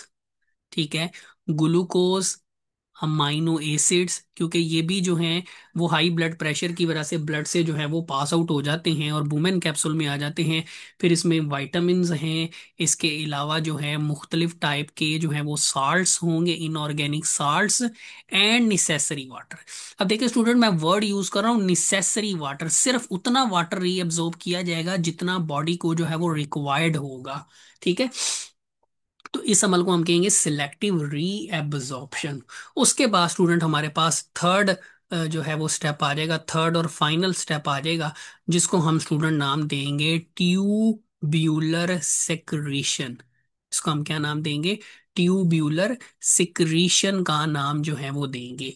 ठीक है, अब इसमें क्या होगा, इसके अंदर जो है इस ये एक प्रोसेस होगा, इसमें क्या किया जाएगा, ये जो ट्यूब की एपिथेलियल सेल्स होंगे, इसमें ट्यूबुलर सिक्रीशन के अंदर स्टूडेंट क्या होगा, चलिए यहाँ पे लिख ही देते हैं। सर्टेन सब्सटेंसेस, क्या किया जाएगा, कुछ चीजों को, लाइक जैसे अमोनियम, अमोनियम आइन है, ठीक है, अमोनियम आइन है, हाइड्रोजन आइन है, ये जो आइंस वगैरह होंगे इनको क्या किया जाएगा, सिक्रीट किया जाएगा। ठीक है, are secreted by tubular epithelial, tubular epithelial cells of loop of Henle. तो जब स्टूडेंट ये जो ग्लोमेरुलर फिल्ट्रेट होगा ये लूप ऑफ हेनले से गुजर रहा होगा, तो लूप ऑफ हेनले की ये जो दीवार है, ठीक है, ये जो वॉल है, जिसको यहाँ पर हम लिख रहे हैं ट्यूब्यूलर एपिथेलियल, ये अल्टीमेटली किससे बनी होगी, एपिथेलियल सेल से। तो ये जो लूप ऑफ हेनले की वॉल के अंदर एपिथेलियल सेल्स होंगे, ये क्या करेंगे, कुछ आइंस जो हैं वो क्या करेंगे, सिक्रीट करेंगे। इसके अलावा ये जो कन्वोलेटेड ट्यूब्यूल्स होती हैं वो भी ये काम करती हैं, एंड टू सम एक्सटेंट, और कुछ हद तक ये काम जो है to some extent by convoluted tubules. तो जब ग्लोमेरुलर फिल्ट्रेट बलदार नालियों से गुजर रहा होता है, लूप ऑफ हेनले से गुजर रहा होता है, तो एक तो सिलेक्टिव रीएब्जॉर्प्शन का काम चल रहा होता है, दूसरा इसी दौरान ये कन्वोलेटेड ट्यूब्यूल और स्पेशली लूप ऑफ हेनले की वॉल में जो एपिथेलियल सेल्स होते हैं कुछ आइंस को जो है वो सिक्रीट कर रहे होते हैं, किसके अंदर, ट्यूब के अंदर, मतलब ग्लोमेरुलर फिल्ट्रेट के अंदर चीजों को, आइंस को जो है वो एंटर कर रहे होते हैं। इसका जो मेन मकसद होता है वो क्या होता है, to maintain pH of urine, ताकि जो यूरिन आगे बनने जा रहा है उसकी पीएच को जो है वो क्या किया जा सके, मेंटेन किया जा सके। याद रखिएगा स्टूडेंट के जो नॉर्मल यूरिन होता है, नॉर्मल यूरिन की जो पीएच होती है वो लगभग 4.8 से लेकर 7.5 के दरमियान जो है वो हो सकती है। तो ये थ्री स्टेप फॉर्मेशन, सबसे पहले क्या किया जाएगा, ग्लोमेरुलस कैपिलरी से जो है जो ब्लड गुजरेगा तो उसकी फिल्ट्रेशन की जाएगी, उसके बाद जो ग्लोमेरुलर फिल्ट्रेट बनेगा उसमें से जरूरी चीजों को जो है वो रीअब्जॉर्ब किया जाएगा, इसी दौरान कुछ आइंस को एंटर किया जाएगा, और एट द एंड जो यूरिन बनेगा उस यूरिन को क्या किया जाएगा, कलेक्टिंग डक्ट के अंदर जो है वो एम्प्टी कर दिया जाएगा। यहाँ से फिर हमने आगे पढ़ा था कलेक्टिंग डक्ट से जो है यूरिन जाएगा पेपलरी डक्ट्स में, पेपलरी डक्ट से जाएगा रीनल पेल्वस में, एंड देन जो है वो यूरेटर के जरिए चला जाएगा ब्लैडर में, और ब्लैडर से फिर यूरेथ्रा के जरिए यूरिन जो है वो बॉडी से पास आउट हो जाएगा। अच्छा स्टूडेंट, हम बात कर रहे थे किडनी जो है, कि किडनी जो है वो क्या कर रही होती है, यूरिन बना रही होती है। तो ये हमारे पास वो थ्री स्टेप्स थे जिसके अंदर किडनी जो है वो यूरिन फॉर्मेशन को कंप्लीट करती है। मैं बात बता रहा था आपको किडनी में नेफ्रॉन्स के बारे में, तो अगर हम फेडरल बोर्ड के मुताबिक चलें, यहाँ पे कुरेक्शन भी थोड़ी सी करते जाइएगा, थोड़ी सी एडिशन करते जाइएगा, कि अगर हम फेडरल बोर्ड की बुक के मुताबिक चले तो फेडरल बोर्ड की बुक के मुताबिक जो है लगभग कॉर्टिकल जो नेफ्रॉन्स होती हैं वो 70 to 80% जो है वो मौजूद होती हैं। तो फिर इसी हिसाब से जो है वो 20 to 30% जो है वो जक्स्टा मेडुलरी नेफ्रॉन्स होती हैं। आमतौर पर ऐसे एमसीक्यूज जिनके अंदर जो है वो ज्यादा ऑथेंटिसिटी जो है वो मौजूद नहीं होती, एग्जामिनर ऐसे एमसीक्यूज देने से जो है वो अवॉइड ही करता है। सो आपने सिंपली ये याद रखना है कि जो कॉर्टिकल नेफ्रॉन्स होती हैं they are major in number than juxta medullary nephrons. तो इसमें आप अगर इतना भी याद रखेंगे तो वो भी जो है वो काफी होगा। अब हम स्टूडेंट बात करेंगे कि किडनी के अंदर कुछ मैकानिज्म। स्टूडेंट आपको याद होगा कि हम बार बार एक चीज रिपीट कर रहे हैं कि नेफ्रॉन्स दो टाइप की होती हैं, एक होती हैं कॉर्टिकल नेफ्रॉन्स और एक होती हैं जक्स्टा मेडुलरी नेफ्रॉन्स। जरा जक्स्टा मेडुलरी नेफ्रॉन्स के बारे में थोड़ा सा और डिस्कस करते हैं डिटेल में। देखें, जक्स्टा मेडुलरी नेफ्रॉन्स के बारे में हमने कहा था कि गो के ये जो नेफ्रॉन्स होती हैं इनकी जो परसेंटेज है किडनी के अंदर वो कॉर्टिकल नेफ्रॉन्स की निस्बत काफी कम होती हैं। लेकिन ये जो नेफ्रॉन्स हैं इनका किडनी में जो मेन फंक्शन होता है वो होता है हाइपरटोनिक यूरिन बनाना। मतलब ऐसा यूरिन बनाना जिसमें वाटर की मिकदार जो है वो कम हो। आप इसको हाइपरटोनिक या इसको आप कंसंट्रेटेड यूरिन का नाम भी दे सकते हैं। याद रखिएगा स्टूडेंट, हमारी जो किडनी है उसके अंदर ये स्पेशलिटी मौजूद है कि किडनी जो है वो बॉडी में वाटर की जो परसेंटेज है या वाटर की जो लेवल है उसको मद्देनजर रखते हुए हमारी बॉडी में जो किडनी है वो दो टाइप का यूरिन बना सकती है। यानी कि हमारी बॉडी में किडनी जो है वो हाइपोटोनिक यूरिन यानी कि डाइल्यूट यूरिन भी बना सकती है, और ज़रूरत पड़ने पर वाटर के लेवल को मद्देनजर रखते हुए, बॉडी की रिक्वायरमेंट को मद्देनजर रखते हुए किडनी जो है वो हाइपरटोनिक यानी कि कंसंट्रेटेड यूरिन भी बना सकती है, जिसको हम किडनी का ओस्मो रेगुलेटरी रोल का नाम भी देते हैं। जाहिर सी बात है, जब बॉडी में वाटर का लेवल कम होगा तो बॉडी की कोशिश होगी कि ऐसा यूरिन बनाया जाए जिससे कम से कम वाटर बॉडी से बाहर जाए। और जब बॉडी में वाटर का लेवल एक्सेस अमाउंट में मौजूद होगा तो किडनी ऐसा यूरिन बनाएगी जिससे इजाफी पानी जो है वो बॉडी से पास आउट किया जाए। तो that will be known as osmoregulatory role of kidney. तो किडनी हमारी बॉडी में ना सिर्फ ब्लड को फिल्टर करके यूरिया को और दूसरे नाइट्रोजनस वेस्ट को बॉडी से पास आउट करती है, मतलब एक्सक्रीटरी रोल प्ले करने के साथ साथ किडनी हमारी बॉडी में ओस्मो रेगुलेटरी रोल भी प्ले करती है। अब हाइपरटोनिक यूरिन कैसे बनता है? तो स्टूडेंट, हाइपरटोनिक यूरिन बनाने में जक्स्टा मेडुलरी नेफ्रॉन्स जो हैं ये बहुत इंपॉर्टेंट रोल जो है वो प्ले करती हैं। अब सवाल ये है कि ये जो नेफ्रॉन्स हैं ये यूरिन ये यहाँ ये जो हाइपरटोनिक यूरिन है ये बनेगा कैसे? तो स्टूडेंट, इसमें दो चीजें जो हैं वो बहुत ही खास तरीके से इन्वॉल्व होती हैं। एक मैकेनिज्म होता है जिसको हम कहते हैं काउंटर करंट मल्टीप्लायर मैकेनिज्म, और सेकंड जो है यहाँ पे कुछ हार्मोन्स भी इन्वॉल्व होते हैं। तो ये काउंटर करंट मैकेनिज्म और ये हार्मोन्स मिलकर क्या करते हैं जक्स्टा मेडुलरी नेफ्रॉन में, या आप कह लें हमारी किडनी के अंदर जो है वो हाइपरटोनिक यूरिन बनाने में जो है वो रोल प्ले करते हैं। स्टूडेंट, पहले यहाँ पर आप थोड़ा सा डायग्राम को जरा समझिएगा। गो के डायग्राम थोड़ी ब्लर है लेकिन आपने समझना है। लेट्स से जी हमारे पास जो है ना, ये हमारे पास किडनी का एक पोर्शन है, ठीक है। ये हमारे पास क्या है, कुछ टाइम के लिए आप ये समझ लें, सुपोज कर लें कि ये हमारे पास जो है ना, ये हमारे पास है किडनी, ठीक है। और जैसा कि हम पढ़ चुके हैं किडनी के अंदर क्या मौजूद होती हैं, नेफ्रॉन्स मौजूद होती हैं। तो लेट्स से ये किडनी के अंदर जो है वो नेफ्रॉन मौजूद है। अच्छा, अब आप देखें कि नेफ्रॉन के इर्द गिर्द ये जो आपको स्पेस नजर आ रही है, ये जो खाली जगह नजर आ रही है, ठीक है, इस स्पेस को स्टूडेंट हम कहते हैं किडनी इंटरस्टिशियम। इसको हम क्या कहते हैं, किडनी इंटरस्टिशियम। और ये खाली स्पेस नहीं होती बल्कि इसके अंदर जो है वो फ्लूइड मौजूद होता है, ठीक है। इसके अंदर क्या मौजूद होता है, फ्लूइड मौजूद होता है, that is known as interstitial fluid, या इसको हम इंटरस्टिशियम भी कह देते हैं। अब स्टूडेंट, होता ये है यहाँ पे ये काउंटर करंट मैकेनिज्म जो है वो बड़ा अहम रोल प्ले करता है। देखिए स्टूडेंट, होता ये है कि ये जो, और ये यहाँ पे ये जो कट लगा हुआ है, कट का मतलब ये है कि ये जो है ये कॉर्टेक्स वाला पोर्शन है, और ये जो है ना स्टूडेंट ये मेडुला वाला पोर्शन है, ठीक है।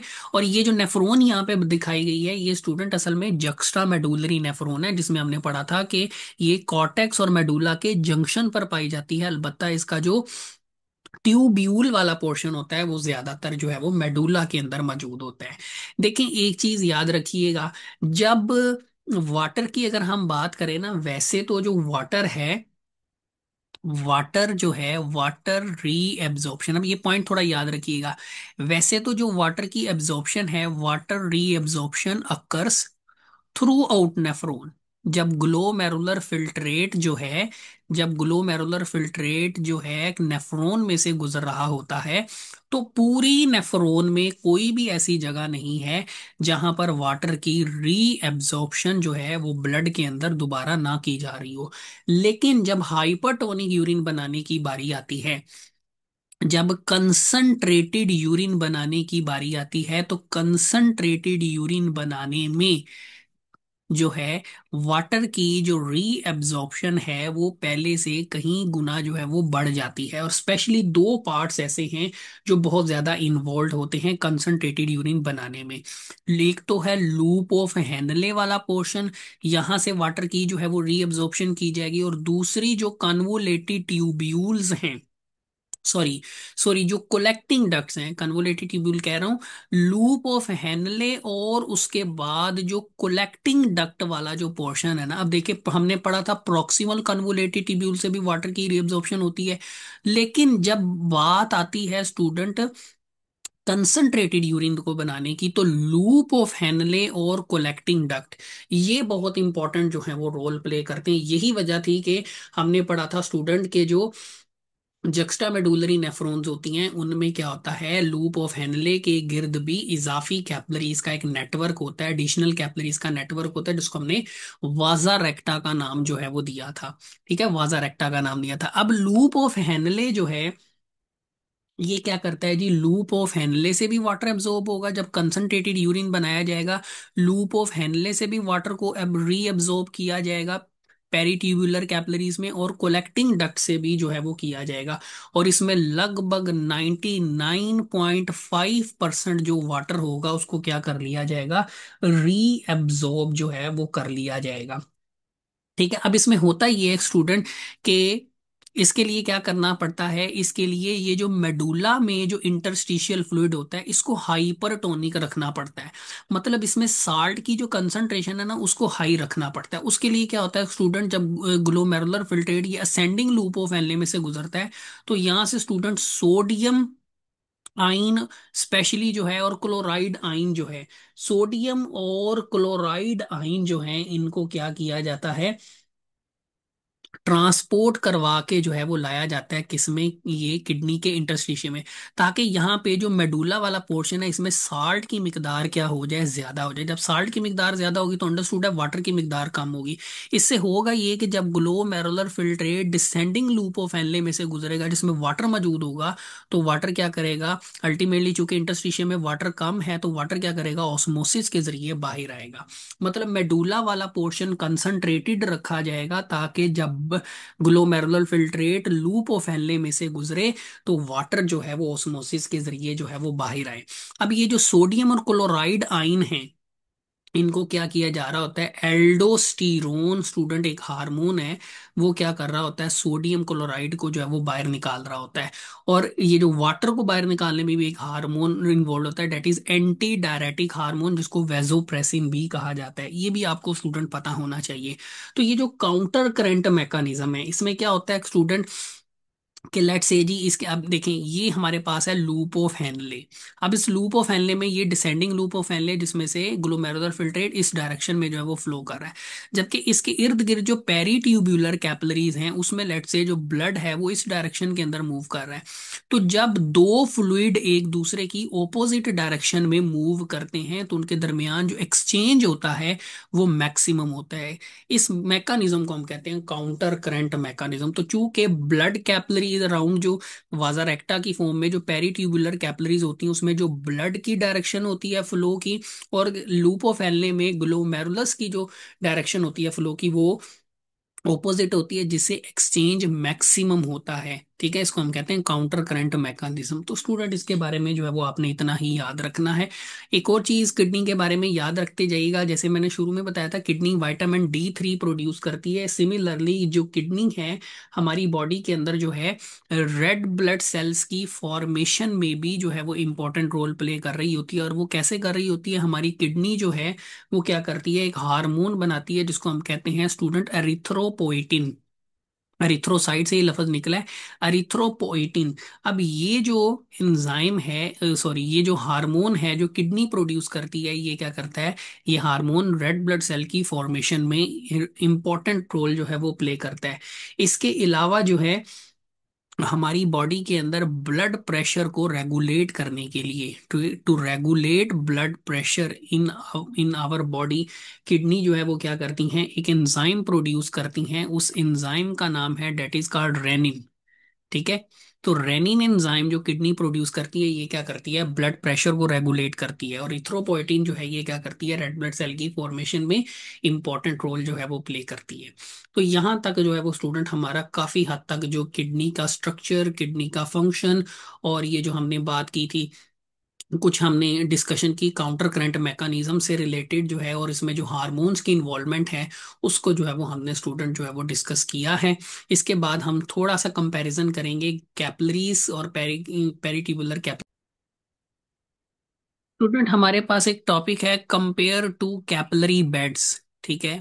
हमने दो कैपिलरी जो कैपिलरीज हैं उनको कंपैरिजन करना है। एक हमारे पास स्टूडेंट हैं ग्लो मेरुलर कैपिलरीज हैं, और सेकंड नंबर पर हमारे पास स्टूडेंट जो हैं वो हैं पेरी ट्यूब्यूलर कैपिलरीज। तो इन दोनों के दरमियान थोड़ा सा कंपैरिजन भी जो है वो हमने स्टडी करना है। तो ग्लोमेरुलस कैपिलरीज और पेरी ट्यूब्यूलर कैपिलरीज के दरमियान अगर हम पहला पॉइंट स्टूडेंट अगर डिस्कशन करें तो वो है इनकी लोकेशन। अगर ग्लोमेरुलस कैपिलरीज की बात की जाए तो जो ग्लोमेरुलस कैपिलरीज होती हैं ये कहाँ पे सिचुएटेड होती हैं, तो ये प्रेजेंट होती हैं इन बूमेन कैप्सूल। ठीक है। दे आर प्रेजेंट इन बूमेन, ये कहाँ पे मौजूद होती हैं, कैपिलरीज बूमेन कैप्सूल के अंदर जो है वो मौजूद होती हैं। जबकि स्टूडेंट अगर हम बात करें पेरीट्यूब्यूलर कैपिलरीज की, तो ये कैपिलरीज कहाँ पे मौजूद होती हैं, they are present around proximal convoluted tubule. ठीक है। डिस्टल कन्वोलेटेड ट्यूब्यूल, और इसके साथ साथ जो हैं they are also present around loop of Henle. और फिर हमने पढ़ा था जक्स्टा मेडुलरी नेफ्रॉन्स में लूप ऑफ हेनले के अराउंड जो है एडिशनल पेरिट्यूबुलर कैपिलरीज भी पाई जाती हैं, जिनको हमने क्या नाम दिया था, वाजा रेक्टा का नाम जो है वो हमने दिया था। ठीक है। फंक्शन की अगर हम बात करें तो स्टूडेंट जो ग्लोमेरुलस कैपिलरीज होती हैं बेसिकली इनका काम क्या होता है, ये हेल्प करती हैं, दे हेल्प इन, क्योंकि जब ब्लड इन कैपिलरी से गुजरता है तो उसकी क्या हो जाती है, फिल्ट्रेशन हो जाती है। तो इनका जो मेन काम है वो क्या है, that is filtration of blood. और ये इन्वॉल्व होती हैं किसमें, involve in first step, overall देखा जाए तो यूरिन फॉर्मेशन के involve in first step of urine formation, इसके फर्स्ट स्टेप के अंदर जो है वो इन्वॉल्व होती हैं। इसके अलावा अगर हम पेरीट्यूबुलर कैपिलरीज की बात करें तो पेरीट्यूबुलर कैपिलरीज जो हैं इनका काम क्या है, इनका काम जो है दे हेल्प इन रीएब्जॉर्प्शन, जो सेकंड स्टेप हमने स्टूडेंट पढ़ा था रीएब्जॉर्प्शन, और जो थर्ड स्टेप हमने पढ़ा था ट्यूब्यूलर सेक्रीशन, उसके अंदर जो है ये इन्वॉल्व होती हैं। रीएब्जॉर्प्शन में और ट्यूब्यूलर सेक्रीशन के अंदर जो है वो इन्वॉल्व होती हैं, जो कि बेसिकली क्या बनता है, सेकंड और थर्ड स्टेप जो है वो बनता है किसका जी, किसका बनता है, सेकंड और third step of urine formation. ठीक है। तो ये सिंपली आपने इनके बारे में याद रखना है। इसके अलावा और मजीद जो है वो इसमें याद करने की जरूरत नहीं, आपको सिंपली डिफरेंस पता होना चाहिए। देखिए अगर मैं यहाँ पे डायग्राम के जरिए समझाने की कोशिश करूँ, लेट्स से जी हमारे पास ये जो है ये एक नेफ्रॉन है, सॉरी डायग्राम को थोड़ा क्लियर करते हैं। ये हमारे पास जो है वो नेफ्रॉन है, ये उसका बुमेन कैप्सूल है, एंड देन हमारे पास जो है वो रीनल ट्यूब वाला पोर्शन जो है वो आ जाता है। ठीक है। तो वो कैपिलरीज, अब कैपिलरीज की अगर बात की जाए तो ये हमारे पास ग्लोमेरुलस कैपिलरीज हैं, और वो कैपिलरीज जो हमने रीनल ट्यूब्यूल के गिर्द पड़ी थी ये हमारे पास क्या है, ये पेरिट्यूबुलर कैपिलरीज हैं, और ये हमारे पास कौन सी हैं, ये हमारे पास ग्लोमेरुलस कैपिलरीज हैं। जी तो स्टूडेंट, अब हम टॉपिक करने जा रहे हैं किडनी के डिसऑर्डर्स के हवाले से। तो किडनी में आमतौर पे दो ही डिसऑर्डर्स होते हैं, एक हमारे पास किडनी स्टोन है और दूसरा हमारे पास किडनी ट्रांसप्लांट या किडनी फेलियर होता है। अच्छा, किडनी स्टोन्स की अगर हम बात करें तो स्टूडेंट, हमारे पास जैसा कि नाम से जाहिर है, किडनी के अंदर जो है वो कुछ हार्ड किस्म के स्ट्रक्चर्स जो हैं वो बन जाते हैं, जिनको हम किडनी स्टोन्स का नाम जो है वो देते हैं। ठीक है। अगर हम, जैसा कि यहाँ पर आप डायग्राम में भी देख सकते हैं कि आपको किडनी के अंदर जो स्टोन्स हैं वो दिखाई दे रहे हैं, किडनी स्टोन्स। अच्छा, किडनी स्टोन्स की अगर हम बात करें तो स्टूडेंट, हमारे पास जो है ना आमतौर पर 5 टाइप्स होती हैं। There are total 5 types of kidney stones. Kidney में जो स्टोन्स आमतौर पे बनते हैं, जरूरी नहीं है ये किडनी के अंदर ही बने, ये यूरेनरी सिस्टम के किसी भी हिस्से में बन सकते हैं। सो आप इनको किडनी स्टोन्स भी कह सकते हैं स्टूडेंट, आप इनको यूरेनरी स्टोन्स का नाम भी दे सकते हैं। तो आमतौर पे स्टूडेंट, हमारे पास जो स्टोन्स फॉर्मेशन होती है यूरेनरी सिस्टम में या किडनी के अंदर, वो 5 टाइप्स के हो सकते हैं। अब वो 5 टाइप्स कौन कौन सी हैं स्टूडेंट? उसमें हमारे पास कैल्शियम ऑक्जालेट है, पहली जो टाइप है हमारे पास। उसके बाद हमारे पास जो सेकंड टाइप है वो है कैल्शियम फास्फेट। ठीक है, कैल्शियम ऑक्जालेट के जो है वो स्टोन्स हो सकते हैं, कैल्शियम फास्फेट के हो सकते हैं। इसी तरह magnesium ammonium phosphate, magnesium ammonium phosphate, ये थर्ड टाइप है हमारे पास स्टोन की। इसके अलावा हमारे पास यूरिक एसिड और सिस्टीन। ठीक है, ये हमारे पास स्टूडेंट 5 टाइप्स के स्टोन्स होते हैं जो आमतौर पे यूरेनरी सिस्टम या किडनी के अंदर जो है वो बनते हुए दिखाई देते हैं। अच्छा, याद कीजिएगा, ऐसी कंडीशन कंडीशन के अंदर ऐसी कंडीशन जिसमें किडनी के अंदर स्टोन्स पाए जाते हैं, the condition the condition of having stones in kidney is known as, kidney के अंदर जो है स्टोन का मौजूद होना, that is known as nephrolithiasis. Nephrolithiasis. Student, ये टर्म भी आपने याद रखनी है। पूछा जा सकता है कि वो कौन सी कंडीशन है जिसमें किडनी के अंदर स्टोन्स पाए जाते हैं, तो उस कंडीशन को हम नाम देते हैं, that is known as kidney, that is known as nephrolithiasis. अच्छा, अब सवाल ये है कि आखिर किडनी के अंदर जो ये जो स्टोन फॉर्मेशन है ये होती क्यों है? तो इसकी जो student, there are many causes, लेकिन जो इसकी मेजर काजेज हैं उनको हम डिस्कस कर लेते हैं। तो स्टूडेंट, उसमें हमारे पास एक टाइप है that is called hypercalcaemia. ठीक है, हाइपर कैल्सीमिया, जैसा कि नाम से ही जाहिर है, ब्लड के अंदर calcium, high level of calcium in blood. तो बेसिकली एक मेटाबॉलिक डिजीज है हाइपर कैल्सीमिया, जिसमें क्या होता है कि पेशेंट के ब्लड में कैल्शियम लेवल ज्यादा रहता है। ठीक है, तो कैल्शियम ये भी जो है वो स्टोन फॉर्मेशन का बायस बनता है। इसके अलावा जो है वो हमारे पास सेकंड है जी, हाइपर ऑक्जालूरिया। ठीक है, that is high level of, इसमें क्या होगा, ब्लड के अंदर ऑक्जालेट लेवल जो है वो ज्यादा होगा, high level of oxalate in blood. फिर इसी के अलावा हमारे पास जो है एक और टाइप भी होती है, हमारे पास जो है ये, अब ये जो इसमें हमारे पास स्टूडेंट ये टर्म है, ब्लड के अंदर कैल्शियम लेवल का ज्यादा होना, that is called hypercalcaemia. अब इसकी वजह से क्या होगा, जो यूरिन बनेगा उसमें भी कैल्शियम लेवल जो है वो क्या होगा, ज्यादा होगा। तो high level of calcium in urine. तो स्टूडेंट याद रखिएगा, अगर यूरिन के अंदर कैल्शियम का लेवल ज्यादा होगा तो इस टर्म को हम नाम देंगे, इस कंडीशन को हम नाम देंगे, that is known as hyper calciuria. Hyper calciuria. ये टर्म आपने याद रखनी है। अगर ब्लड के अंदर कैल्शियम का लेवल ज्यादा होगा तो हाइपर कैल्सीमिया, अगर यूरिन के अंदर कैल्शियम लेवल ज्यादा होगा तो that is known as hyper calciuria. और इसी तरह अगर ब्लड में ऑक्जालेट लेवल ज्यादा होगा तो इस कंडीशन को हम क्या नाम देंगे, that is known as hyper hyper oxaluria. और similarly for urine as well, urine के अंदर भी अगर ऑक्जालेट का लेवल ज्यादा होगा तो इसको हम क्या नाम देंगे, that is known as hyper ऑक्जालूरिया।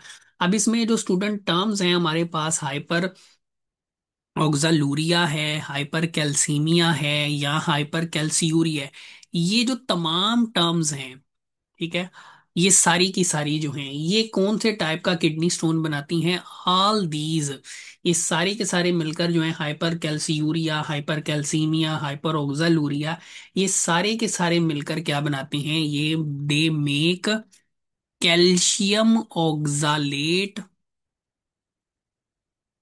Kidney stones. ये जो हमने किडनी स्टोन के ऊपर एक टाइप पढ़ी थी, कैल्शियम ऑक्सालेट जो टाइप है, ये किसकी वजह से होती है, इसकी वजह हाइपर कैल्सीमिया हो सकता है, इसकी वजह हाइपर ऑक्सालूरिया हो सकता है, इसकी वजह हाइपर कैल्सी कैल्सीयूरिया हो सकता है। ये तीनों जो हैं प्रॉब्लम्स, ये किसका बायस बनती हैं, ये कैल्शियम ऑक्सालेट किडनी स्टोन बनाने का बायस जो है वो बनती हैं।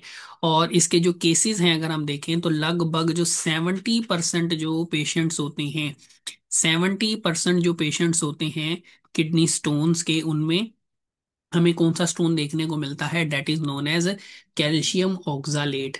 फिर इसके अलावा हमारे पास स्टूडेंट एक और टर्म होती है हाइपर यूरिसीमिया। एक और टर्म है हमारे पास, that is hyper, hyper mean ज्यादा, हाइपर यूरिसीमिया। ठीक है।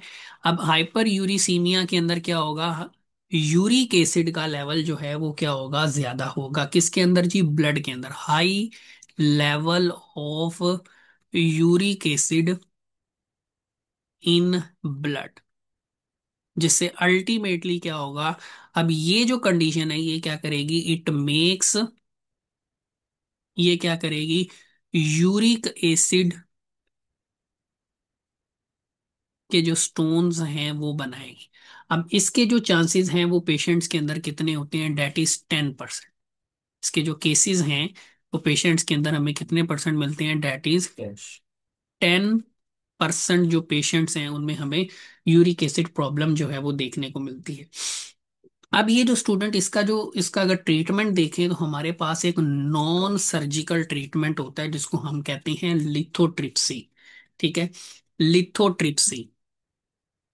ट्रीटमेंट्स तो काफी सारे हैं, some in most of the cases जो हैं, चूंकि जो स्टोन्स बनते हैं वो स्मॉल साइज के होते हैं, तो स्मॉल साइज के जो स्टोन्स होते हैं आमतौर पे वो ज्यादा वाटर, पानी के इस्तेमाल से ही जो है वो रिमूव आउट हो जाते हैं।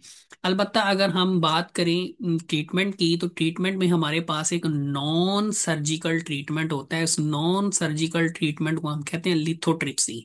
अब ये जो लिथोट्रिप्सी है स्टूडेंट, इसकी भी आगे बहुत सारी टाइप्स जो हैं वो मार्केट में अवेलेबल हैं, लेकिन जो मोस्ट ऑफ द टाइप जो यूज होती है उसको हम कहते हैं, डेट इज कॉल्ड, जो मोस्ट कॉमन टाइप है वो हमारे पास है, डेट इज एक्स्ट्रा कोरपोरील। उसको हम कहते हैं एक्स्ट्रा कोरपोरील शॉक वेव लिथोट्रिप्सी। ये जो वाली जो टाइप है लिथोट्रिप्सी की, ये सबसे कॉमन जो है वो यूज होती है, एक्स्ट्रा कॉरपोरील शॉक वेव लिथोट्रिप्सी, जिसको हम एब्रीविएट करते हैं ESWL। ठीक है, एक्स्ट्रा कॉरपोरील शॉक वेव लिथोट्रिप्सी। और इसके अलावा हमारे पास अगर देखा जाए, इसके बाद एक और टाइप भी होती है हमारे पास, उसको हम कहते हैं percutaneous, that is percutaneous nephrolithotripsy. Nephro percutaneous nephrolithotripsy, abbreviated as PCNL। ठीक है, तो ESWL और PCNL ये दो टाइप्स हैं हमारे पास लिथोट्रिप्सी की, जो सबसे कॉमन जो है वो यूज होती हैं। लेकिन इसमें भी अगर कंपैरिजन देखा जाए तो extra corporeal shock wave lithotripsy जो है ये सबसे कॉमन फॉर्म है लिथोट्रिप्सी की। अब इसमें क्या होता है, हम एक इंस्ट्रूमेंट यूज करते हैं स्टूडेंट जिसको हम कहते हैं लिथोट्रिपर। इंस्ट्रूमेंट जो यूज होता है इस लिथोट्रिप्सी में, जो इंस्ट्रूमेंट यूज होता है उसको हम क्या नाम देते हैं, डेट इज नोन एज लिथोट्रिपर। अच्छा, अब इसमें क्या होता है, अब इसको इस ये जो डिवाइस है लिथोट्रिपर, ये क्या करती है, इससे हम प्रोड्यूस करवाते हैं शॉक वेव्स। ये डिवाइस लिथोट्रिपर क्या करती है, ये शॉक वेव्स को जनरेट करती है। अब हम क्या करते हैं कि ये जो शॉक वेव्स होती हैं इनको हम बहुत ही एहतियात के साथ क्या करते हैं, पेशेंट में जो स्टोन्स होते हैं उन पर क्या करते हैं, फोकस करते हैं। तो सिंपली क्या होगा कि जब ये शॉक वेव्स जो हैं स्टोन्स पर पड़ेंगी तो उन स्टोन्स को क्या कर देंगी, उनको ब्रेक कर देंगी इनटू पीसेस। और यूं वो जो स्मॉल पीसेस होंगे वो यूरिन के साथ बॉडी से जो है वो पास आउट हो जाएंगे। तो एक ये हमारे पास कॉमन टाइप है, that is known as shock wave lithotripsy. अगर हम थोड़ा सा सेकंड टाइप की भी बात कर ले, डेट इज परकुटेनियस नेफ्रोलिथोट्रिप्सी। तो इसमें क्या होता है, ये आमतौर पर तब यूज की जाती है जब स्टोन साइज जो है ना वो बहुत ही ज्यादा लार्ज होता है। तो in case of large size stone, जो डॉक्टर्स हैं वो ज्यादातर PCNL यानी कि परकुटेनियस नेफ्रोलिथोट्रिप्सी को जो है वो प्रेफर करती हैं। अच्छा, अब इसमें क्या होता है कि इसमें एक ट्यूब जो है उसको क्या किया जाता है, एक ट्यूब होती है, उस ट्यूब को क्या किया जाता है, इंसर्ट किया जाता है, ठीक है, फ्रॉम बैक, ठीक है, पेशेंट के बैक साइड से, पेशेंट की बैक से जो है एक ट्यूब को इंसर्ट किया जाता है, किसके अंदर जी, किडनी के अंदर, ठीक है, किडनी के अंदर जो है वो इंसर्ट किया जाता है। उसके बाद जो है एक स्कूप जो है वो रन किया जाता है इससे। अच्छा, ये जो ट्यूब इंसर्ट की जाती है पेशेंट की बैक से किडनी के अंदर, ये क्या क्रिएट करती है, इससे ना एक ट्रैक क्रिएट हो जाता है, एक रास्ता जो है वो बन जाता है। इट क्रिएट्स आ, इससे एक ट्रैक जो है वो बन जाता है। फिर इस ट्रैक के जरिए जो है वो क्या किया जाता है, एक स्कूप जो है वो एंटर किया जाता है थ्रू दिस ट्रैक। एक स्कोप जो है उसको एंटर किया जाता है, स्कोप मीन देखना, एक डिवाइस एंटर की जाती है, ठीक है, एंटर किडनी, उसको एंटर किया जाता है किडनी में, ताकि वो जो लार्ज साइज का जो स्टोन है उसको क्या किया जा सके, उसको बासानी क्लियरली जो है वो देखा जा सके। फिर क्या किया जाएगा, फिर अल्ट्रासाउंड जो इक्विपमेंट होगा वो सेंड किया जाएगा, ठीक है। पहले क्या होगा, एक ट्यूब इंसर्ट की जाएगी पेशेंट की बैक से किडनी में, जिसे एक रास्ता क्रिएट हो जाएगा। फिर उस ट्यूब के जरिए एक स्कोप को भेजा जाएगा किडनी के अंदर, जिससे हम उस स्टोन को देख सकेंगे कि किडनी के अंदर वो स्टोन कहाँ पर मौजूद है, उसका एग्जैक्ट साइज जो है वो क्या है। फिर ये सारी चीजें मोनिटर करने के बाद क्या किया जाता है, फिर एक अल्ट्रासाउंड इक्विपमेंट जो है उसको भेजा जाता है उसी ट्रैक के जरिए। अल्ट्रासाउंड इक्विपमेंट जो है उसको इंसर्ट किया जाता है। अब ये अल्ट्रासाउंड इक्विपमेंट जो है ये जाकर क्या करेगा, उस स्टोन को गया, हम अब स्कोप के जरिए, जो हमने स्कोप एंटर की हुई है उसके जरिए हम मॉनिटर करेंगे इस सारे प्रोसेस को। और अल्ट्रासाउंड इक्विपमेंट जो भेजा हुआ है वो क्या करेगा, वो जाकर उस स्टोन को क्या करेगा, ब्रेक करेगा, ठीक है। और इसके बाद हमारे पास जो थर्ड ट्रीटमेंट है वो अगेन हमारे पास जो है वो सर्जरी आ जाता है। नेक्स्ट हमारे पास है किडनी फेलियर। अब देखिए जी, किडनी का हमने काम पढ़ा था कि जी किडनी का काम क्या है, डेट इज बेसिकली यूरिन की फॉर्मेशन करना। सम टाइम क्या होता है, किडनी के अंदर जो नेफ्रॉन्स होती हैं वो किसी वजह से जो है वो डैमेज हो जाती हैं। तो उस डैमेज की वजह से किडनी जो है वो यूरिन फॉर्मेशन नहीं बना पा रही होती। तो किडनी का अगर यूरिन ना बना पाए, यहाँ अगर हम कहें कि किडनी जो है, इफ किडनी फेल्स, अगर टेक्निकल डेफिनेशन देखें तो if kidney fails to perform its function partially और फुली, ठीक है, पार्शली और फुली, तो इस कंडीशन को स्टूडेंट हम क्या नाम देते हैं, किडनी फेलियर या रीनल फेलियर का नाम जो है वो देते हैं। अब इसकी वजह जो है वो बैक्टीरियल इन्फेक्शन भी हो सकता है, ठीक है।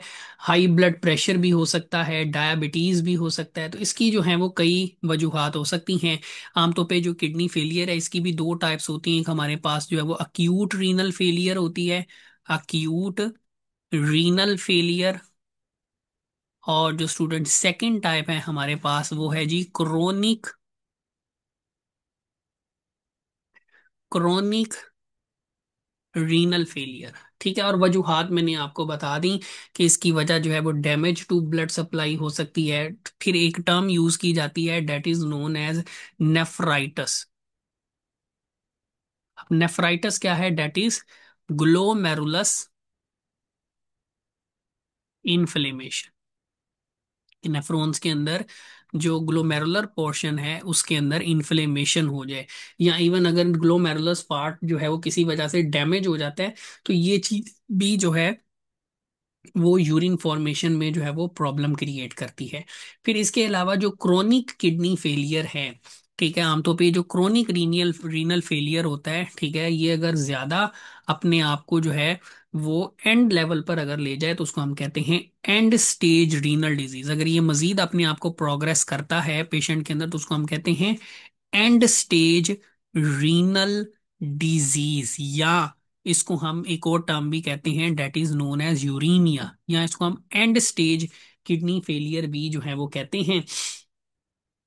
अच्छा, इस इसके ट्रीटमेंट की अगर हम बात करें तो ट्रीटमेंट में हमारे पास एक जो ट्रीटमेंट होता है वो होता है डायलाइसिस। जाहिर सी बात है किडनी जो है वो ब्लड को फिल्टर नहीं कर पा रही, यूं ब्लड के अंदर वेस्ट मटेरियल्स मौजूद हैं, तो उसमें हम क्या करते हैं, फिर आर्टिफिशियल तरीके से हम पेशेंट के ब्लड को क्या करते हैं, क्लीन करने की कोशिश करते हैं। तो cleaning of blood by artificial methods या आर्टिफिशियल वेज, तो इसको हम नाम देते हैं that is known as peritoneal, that is known as dialysis. अब डायलाइसिस की स्टूडेंट हमारे पास जो है वो दो टाइप्स होती हैं। एक हमारे पास जो है वो हीमोडायलाइसिस होती है और एक हमारे पास पेरिटोनियल डायलाइसिस होती है। अब हीमोडायलाइसिस में क्या होता है स्टूडेंट, हीमोडायलाइसिस में मैं आपको मेन मेन चीजें बताऊंगा, आपने ऑलरेडी ये चीजें पढ़ी हुई हैं। इसमें एक डिवाइस हम यूज करते हैं जिसको हम कहते हैं डायलाइजर। ठीक है। अब एक इंस्ट्रूमेंट हम यूज करते हैं, इसको आर्टिफिशियल किडनी भी कहा जाता है। अब ये जो डायलाइजर है इसके अंदर क्या होती हैं, चैम्बर्स बने होते हैं। ठीक है। तो इसके अंदर क्या मौजूद होती हैं, चैम्बर्स होते हैं। इसके अंदर क्या होती हैं, ट्यूब्स बनी होती हैं जिनकी वॉल्स जो हैं वो क्या होती हैं, सेमी परमिएबल होती हैं। मतलब इसमें से कुछ चीजें जो हैं वो पास कर सकती हैं और कुछ चीजें जो हैं वो इसमें से पास आउट नहीं कर सकती। सेमी परमिएबल जो हैं इनकी वॉल्स जो हैं वो मौजूद होती हैं। तो इसमें क्या किया जाएगा कि जी ये पेशेंट का जो ब्लड है उसको क्या किया जाएगा, कैथीटर की मदद से जो है कैथीटर इंसर्ट किया जाएगा बाजू में, वहां से जो है वो ब्लड को निकाला जाएगा और फिर उस ब्लड को जो है वो क्या किया जाएगा, डायलाइजर मशीन में से जो है वो पास किया जाएगा। ठीक है। अब क्या होगा जी, वो जो ट्यूब्स होंगी डायलाइजर में उसके अराउंड, उन ट्यूब्स के अराउंड क्या मौजूद होगा, अराउंड मौजूद होगा डायलाइसिस फ्लूइड। ठीक है। तो डायलाइसिस जब ब्लड जो है वो ट्यूब्स में से गुजरेगा जिसके गिर्द डायलाइसिस फ्लूइड मौजूद होगा, तो ब्लड के अंदर जो वेस्ट मटेरियल्स होंगे वो सारे के सारे डिफ्यूज होकर किस में आना शुरू हो जाएंगे, वो आना शुरू हो जाएंगे डायलाइजर, डायलाइसिस फ्लूइड के अंदर आना शुरू हो जाएंगे। यूं जो दूसरी साइड से जो ब्लड निकलेगा वो काफी हद तक क्लीन हो चुका होगा, जिसको दोबारा पेशेंट के ही बॉडी के अंदर जो है वो क्या कर दिया जाएगा, एंटर कर दिया जाएगा। लेकिन इसकी एक प्रॉब्लम ये है कि जो हीमोडायलाइसिस है it can be done in hospitals. इसको हम सिर्फ हॉस्पिटल्स के अंदर ही ये तरीका जो है वो परफॉर्म किया जा सकता है। ठीक है। और आमतौर पे 3 to 4 टाइम्स पर वीक जो है इसको परफॉर्म करना पड़ता है। ये एक अप्रोक्सीमेट वैल्यू है, ये कम भी हो सकती है ज्यादा भी हो सकती है। और वो जो हॉस्पिटल्स में वो जगह जहां पर डायलाइसिस की जाती है उन्हें हम कहते हैं डायलाइसिस सेंटर्स। ठीक है। या डायलाइजर सेंटर या डायलाइसिस सेंटर्स का नाम जो है वो उनको दिया जाता है। जबकि पेरिटोनियल डायलिसिस में क्या किया जाता है, पेरिटोनियल डायलिसिस में डायालाइसिस फ्लूइड जो है उसको क्या किया जाता है, एंटर किया जाता है। डायालाइसिस फ्लूइड को क्या किया जाता है, एंटर किया जाता है। कहां पर एंटर किया जा रहा होता है, पेरिटोनियल कैविटी में। ठीक है। हमारे एब्डोमिनल रीजन के अंदर एक कैविटी होती है उसको हम कैरिटोनियल कैविटी कहते हैं। और ये जो पेरिटोनियल कैविटी होती है it is surrounded by a layer called peritoneum. अब ये जो पेरिटोनियम है इसके अंदर क्या होती हैं, ब्लड वेसल्स होती हैं। ठीक है। तो हम क्या करते हैं, पेरिटोनियल कैविटी के अंदर क्या करते हैं, डायलाइसिस फ्लूइड को एंटर कर देते हैं। ठीक है। तो पेरिटोनियम के अंदर जो ब्लड वेसल्स होती हैं वहां से वेस्ट मटेरियल्स जो है वो फिल्टर आउट होकर किस में आ जाते हैं, डायलाइसिस फ्लूइड में आ जाते हैं। अब इसका बेनिफिट ये है कि इट ये पेशेंट जो है, ये मेथड जो है, ये ट्रीटमेंट पेशेंट खुद कर सकता है, can be done by patient itself. लेकिन इसका एक ड्रॉबैक ये है कि ये जो है can be done by patient itself, लेकिन ड्रॉबैक ये है कि इसको रेगुलर बेसिस पर जो है वो क्या करना पड़ता है, परफॉर्म करना पड़ता है। तो ये मैंने आपको बहुत शॉर्ट वे में, बहुत ब्रीफ आपको जो है वो डायलिसिस की ये जो टाइप्स हैं इनके बारे में बताया, क्योंकि ये चीजें आप मैट्रिक लेवल से जो है वो पढ़ते आ रहे हैं, तो वही उतना ही हमें चाहिए, उतना ही आपने जो है वो याद भी रखना है।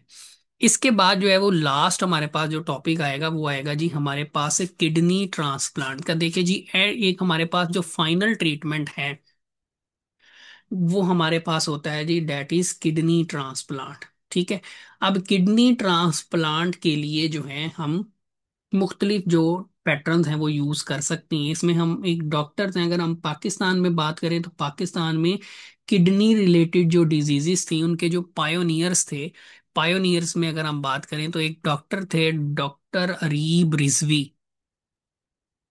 डॉक्टर अरीब रिजवी, ये क्या है जी, ये हमारे पास एक, इनको कंसीडर किया जाता है one of the pioneers in kidney related diseases in Pakistan, जिनके ट्रीटमेंट्स के अंदर जो हैं ये डॉक्टर जो हैं वो इन्वॉल्व होते हैं।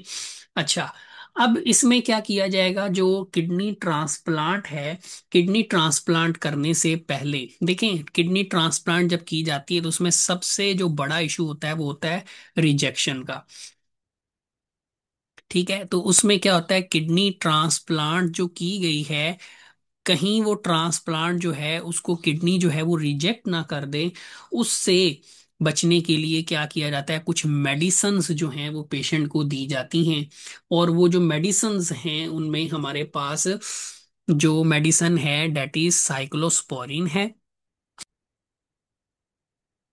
देखिए जी, किडनी ट्रांसप्लांट करने के लिए सबसे पहले हमें क्या चाहिए होगा, सबसे पहले हमें डोनर किडनी जो है वो रिक्वायर्ड होगी। अब डोनर किडनी जो है, इसके लिए जो डोनर है वो लाइव भी हो सकता है, और ये जो डोनर है ये हमारे पास जो है वो डिजीज्ड भी हो सकता है। ठीक है। अच्छा, लाइव जो है, अब ये जो डोनर है लाइव भी हो सकता है, डिजीज्ड भी हो सकता है। इसके अलावा जो है वो पेशेंट की फैमिली से बिलोंग भी कर सकता है, और पेशेंट की फैमिली से अनरिलेट भी कर सकता है। मतलब हमें बेसिकली एक किडनी चाहिए, लेकिन उसके लिए क्या करना पड़ेगा, किडनी लेने से पहले हमें कुछ प्रोटोकॉल्स को फॉलो करना पड़ेगा। सबसे पहले जो एबीओ ब्लड ग्रुप सिस्टम जो है उसकी कंपेटेबिलिटी जो है वो चेक की जाएगी। ठीक है।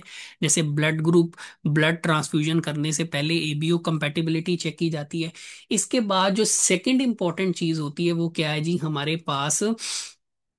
पास क्या होती है, हमारे पास एक एंटीजन होती है जिसको हम कहते हैं human leukocyte, human leukocyte antigen, human leukocyte antigen. ये भी हमने चेक करनी होती है डोनर किडनी की। ठीक है। तो हमारे पास डोनर किडनी को सिलेक्ट करने के लिए कुछ पैरामीटर्स होते हैं, जिनमें एक हमारे पास एबीओ कंपेटेबिलिटी है, और इसके अलावा जो है वो हमारे पास क्या है, एक एंटीजन है ह्यूमन ल्यूकोसाइट एंटीजन।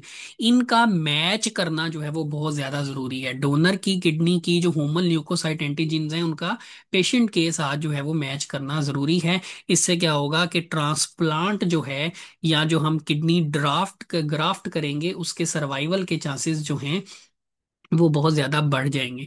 याद रखिएगा, वैसे एक ह्यूमन जो है वो वन किडनी पर भी जो है वो सरवाइव कर सकता है, लेकिन इसके साथ साथ जब हम ट्रांसप्लांट करते हैं तो ट्रांसप्लांट जो है उसके लिए हमें एबीओ कंपैटिबिलिटी और ह्यूमन ल्यूकोसाइट एंटीजन को मद्देनजर रखना है। अच्छा, अब इन सारी चीजों को मैच करने के बाद जब हम किडनी ग्राफ्ट करने की कोशिश करते हैं तो उसमें जैसे कि मैंने शुरू में बताया था, सबसे बड़ी जो प्रॉब्लम है वो फेस करनी पड़ती है रिजेक्शन। बाज का क्या होता है कि इन जो पेशेंट होता है उसका जो इम्यून सिस्टम होता है वो क्या करता है, जो ग्राफ्ट की गई किडनी है उसको क्या कर देता है, रिजेक्ट कर देता है। ठीक है, जिसको हम इम्यून सिस्टम रिजेक्शन या किडनी ट्रांसप्लांट रिजेक्शन का नाम भी देते हैं। फिर इससे बचने के लिए जो है वो क्या किया जाता है, उस पेशेंट को कुछ मेडिसिन दी जाती हैं, जैसे साइक्लोस्पोरिन जो मेडिसिन है ये दी जाती है। ये साइक्लोस्पोरिन बेसिकली करती क्या है, ये पेशेंट के इम्यून सिस्टम को जो है वो क्या कर देती है, सप्रेस कर देती है। ठीक है, जब इम्यून सिस्टम सप्रेस हो जाएगा पेशेंट का तो उससे क्या होगा, इम्यून सिस्टम सप्रेस होने से जो किडनी ग्राफ्ट की गई है उसके रिजेक्ट होने के चांसेस जो हैं वो बहुत कम हो जाएंगे। और इस दौरान उस ग्राफ्ट की गई उस डोनर की किडनी को जो है वो टाइम मिल जाएगा बॉडी में अपने आप को अडेप्ट करने के लिए, एडजस्ट करने के लिए। इसके अलावा और भी कुछ मेडिसिन जो है वो दी जाती हैं, कुछ स्टीराइड्स भी जो हैं, एक्स्ट्रा डोजेज भी स्टीराइड्स की दी जाती हैं। अब आमतौर पे देखा गया है कि एक जो किडनी ट्रांसप्लांट की जाती है, एवरेज अगर देखा जाए तो 10 to 15 ईयर्स जो है वो क्या कर सकती है, वो पेशेंट के अंदर जो है वो नॉर्मल वर्क जो है वो कर सकती है। ये कुछ सिंपल सी बातें हैं जो आपने किडनी ट्रांसप्लांट से मुतल्लिक याद रखनी है, स्पेशली जो ह्यूमन ल्यूकोसाइट एंटीजन है, एबीओ कंपेटिबिलिटी है, इसको आपने लाजमी जो है वो याद रखना है। तो यहाँ तक स्टूडेंट हमारा किडनी से रिलेटेड जितना भी हमारे पास पोर्शन था इस चैप्टर का वो हमारे पास जो है वो कंप्लीट होता है। इसके बाद जो है वो हम स्टार्ट करेंगे स्टूडेंट सेकंड पोर्शन जो होगा, डेट इज किडनी ट्रांसप्लांट। इसके बाद हम थर्मो रेगुलेशन वाला टॉपिक जो है वो स्टार्ट करेंगे। जी तो स्टूडेंट अब हम सेकंड पोर्शन की तरफ आते हैं जिसका नाम है जी हमारे पास थर्मो रेगुलेशन। ठीक है, तो थर्मो रेगुलेशन जैसा कि नेम से ही रिप्रेजेंट हो रहा है और हमने शुरू में भी थोड़ा सा जिक्र किया था इसके बारे में। थर्मो रेगुलेशन में जो थर्म है, थर्म का मतलब क्या है, हीट, और रेगुलेशन का मतलब क्या है, एडजस्ट करना, मेंटेन करना। तो बॉडी के टेम्परेचर को मेंटेन करना जो है that is called thermoregulation. Definition की अगर हम बात करें तो थर्मोरेगुलेशन की डेफिनेशन क्या होगी, that is the maintenance of internal body temperature. ठीक है, बॉडी के टेम्परेचर को मेंटेन रखना जो है एट कांस्टेंट लेवल या विद इन अ रेंज। जैसे हमने रेंज पढ़ी थी कि हमारी बॉडी में जो टेम्परेचर रेंज है वो क्या है, that is 36 to 38 degree centigrade. तो बॉडी के टेम्परेचर को मेंटेन रखना एक एक रेंज के अंदर, that is called thermoregulation. अब थर्मो रेगुलेशन अगर हम स्टूडेंट बात करें जो है, अगर हम बात करें एनिमल्स में, तो थर्मो रेगुलेशन के हवाले से जो है हमारे पास दो क्लासिफिकेशन स्कीम्स मौजूद हैं। एक हमारे पास जो है वो ओल्ड क्लासिफिकेशन स्कीम है जो कि बाज ऑब्जेक्शंस की बिना पर जो है वो रिजेक्ट कर दी गई थी, और एक हमारे पास जो है वो न्यू क्लासिफिकेशन स्कीम है जिसके अंदर जो है वो हम डिस्कस करेंगे एनिमल्स की कैटेगरीज। तो थर्मो रेगुलेशन के हवाले से, टेम्परेचर के हवाले से स्टूडेंट अगर हम बात करें तो एनिमल्स को हम टू टाइप्स में डिवाइड करते हैं। एक हमारे पास है पाइकिलोथर्म्स और सेकंड हमारे पास है होमियोथर्म्स। ठीक है, अगर हम बात करें स्टूडेंट पाइकिलोथर्म्स की, तो पाइकिलोथर्म्स हम कहते हैं ऐसे एनिमल्स, बहुत सिंपल सी डेफिनेशन है इनकी। पाइकिलोथर्म्स क्या हैं, ऐसे animals, animals that animals that are unable to maintain their body temperature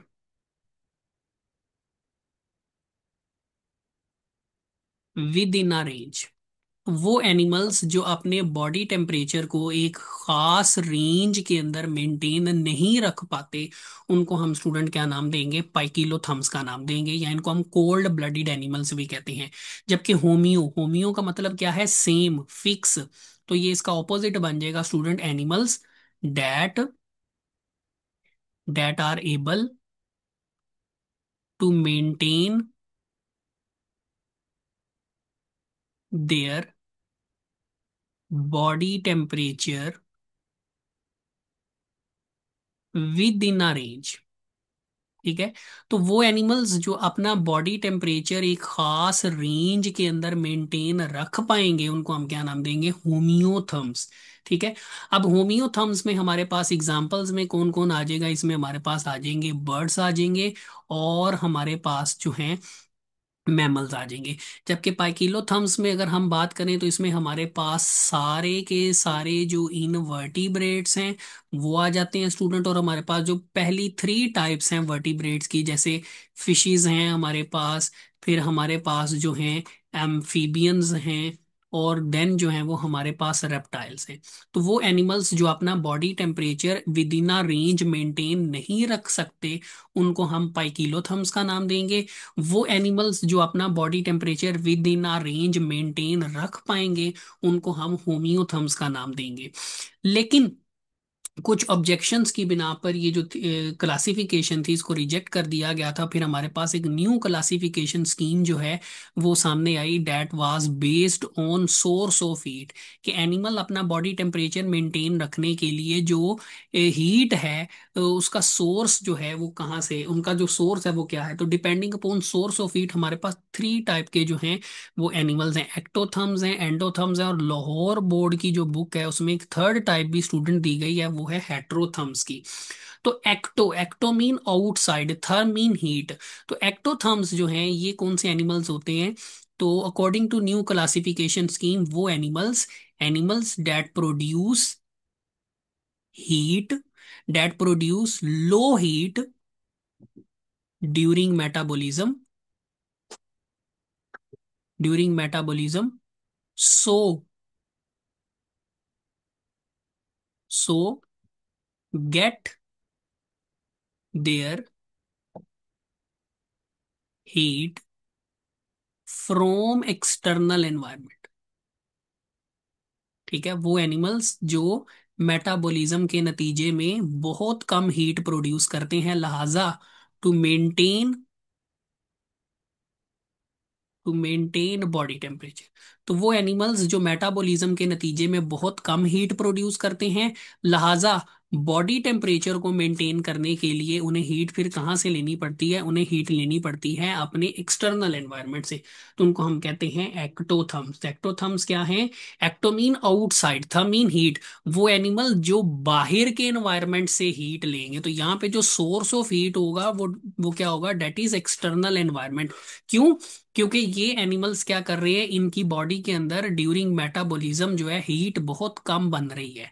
अब अगर तो बॉडी टेम्परेचर को मेंटेन रखना है जो कि ये रखेंगे, तो इन एनिमल्स को क्या करना पड़ेगा, आउटसाइड एनवायरनमेंट से हीट जो है वो लेनी पड़ेगी। ऐसे एनिमल्स को स्टूडेंट हम क्या नाम देंगे, दे आर नोन एज एक्टोथर्म्स। अब इसमें जो है एग्जांपल्स में अगर हम देखें तो ज्यादातर जो हैं इनवर्टिब्रेट्स आ जाते हैं। ठीक है। इसमें ज्यादातर इनवर्टिब्रेट्स आ जाएंगे। फिर इसके अलावा जो हैं फिशेस आ जाएंगी, एम्फीबियंस आ जाएंगे, और फिशेस, एम्फीबियंस और रेप्टाइल्स। मतलब सेम वही एग्जांपल जो हमने ऊपर डिस्कस की पाइकिलोथर्म्स में, सेम वही एग्जांपल जो है वो हमारे पास यहाँ पर एक्टोथर्म कैटेगरी के अंदर भी जो है वो आ जाएगी। फिर इसके अलावा अगर हम स्टूडेंट बात करें एंडोथर्म्स की, तो एंडोथर्म्स जो हैं ये एनिमल्स क्या करें, एंडो मीन इनसाइड। तो यहाँ पे जो हीट सोर्स होगा वो क्या होगा, वो इनसाइड बॉडी ही होगी। तो एन इसमें हम डेफिनेशन क्या करेंगे कि जो एनिमल्स हैं, animals that produce heat as byproduct, byproduct का मतलब होता है एक्स्ट्रा प्रोडक्ट ड्यूरिंग मेटाबॉलिज्म। वो एनिमल्स जो अपने मेटा बॉडी के अंदर जो मेटाबॉलिज्म हो रहा है उसके नतीजे में ही क्या करते हैं, बहुत सारी हीट जो है वो बना लेते हैं। लिहाजा ऐसे एनिमल्स को बाहर के एनवायरनमेंट से जो है वो हीट लेने की जरूरत नहीं है। अब मेटाबॉलिज्म के दौरान वो कैसे हीट जो है वो प्रोड्यूस करते हैं, तो मसल्स के अंदर जो है वो हीट जो है वो प्रोड्यूस करेंगे। इसके अलावा इनकी बॉडी के अंदर जो है वो हार्मोन्स जो हैं ऐसे बन रहे होते हैं जो हीट प्रोड्यूस करते हैं।